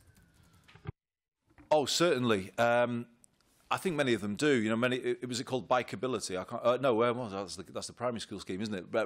Bike to work cycle to work. I remember funding it as DCM when it was a decade ago, and you know, a few departments came together and we gave it quite a big boost. And I know that many city centre companies now have lockers and showers, and you know, I would encourage all of them to do that. We are on a different basis asking them to consider a variable start time for people, because obviously, you know, congestion. But we still have a traditional commute here. You know, it's 7:30 to 9, and then it's 5 to 6:30. And I've been saying to the businesses, couldn't you offer people a flexible start time so that we kind of, you know, spread the pressure? And I think for people who are wanting to come in via their bike, I think a bit of flexibility on start time might be a bit more helpful and might encourage more people to consider that as an option. If they could come in when the roads are a bit quieter, maybe that would be a more attractive thing to do. So the businesses definitely have a role. The Chamber of Commerce is supporting us in that whole campaign around flexible start time. So yeah, I can't, and I wouldn't want to criticise them, because the business community here are very active players in everything that we're trying to do. And the city is on the cusp of some real change, actually, not just on the clean air debate, not just on the investment in the B network. You know, you can see it as you go around. You know, the city is building up and it's growing up. The big issue we've got is that success is asking questions of the transport system that it can't currently answer to anybody's satisfaction, and it's creaking at the seams. And you know, we that's why we really appreciate you being here, because I think, you know, Manchester needs what London had 20 years ago, and you know, we hope that you might take that message into other lines of inquiry that you're pursuing. Thank you very much for giving evidence today, and that concludes our session. Order. Obviously, the public will know that they're here for a Q&A, and we've run over slightly, but hopefully we can run over at the other end. We're just going to have a few minutes break so we can set the microphones up and have comfort break and whatever, and then we'll get started. I'll do the bit about... we've been asked, the media have asked if they can film the Q&A. Would anybody mind being on camera? If you do object, please do say. Don't feel you can't. Yeah, great. It doesn't look like anybody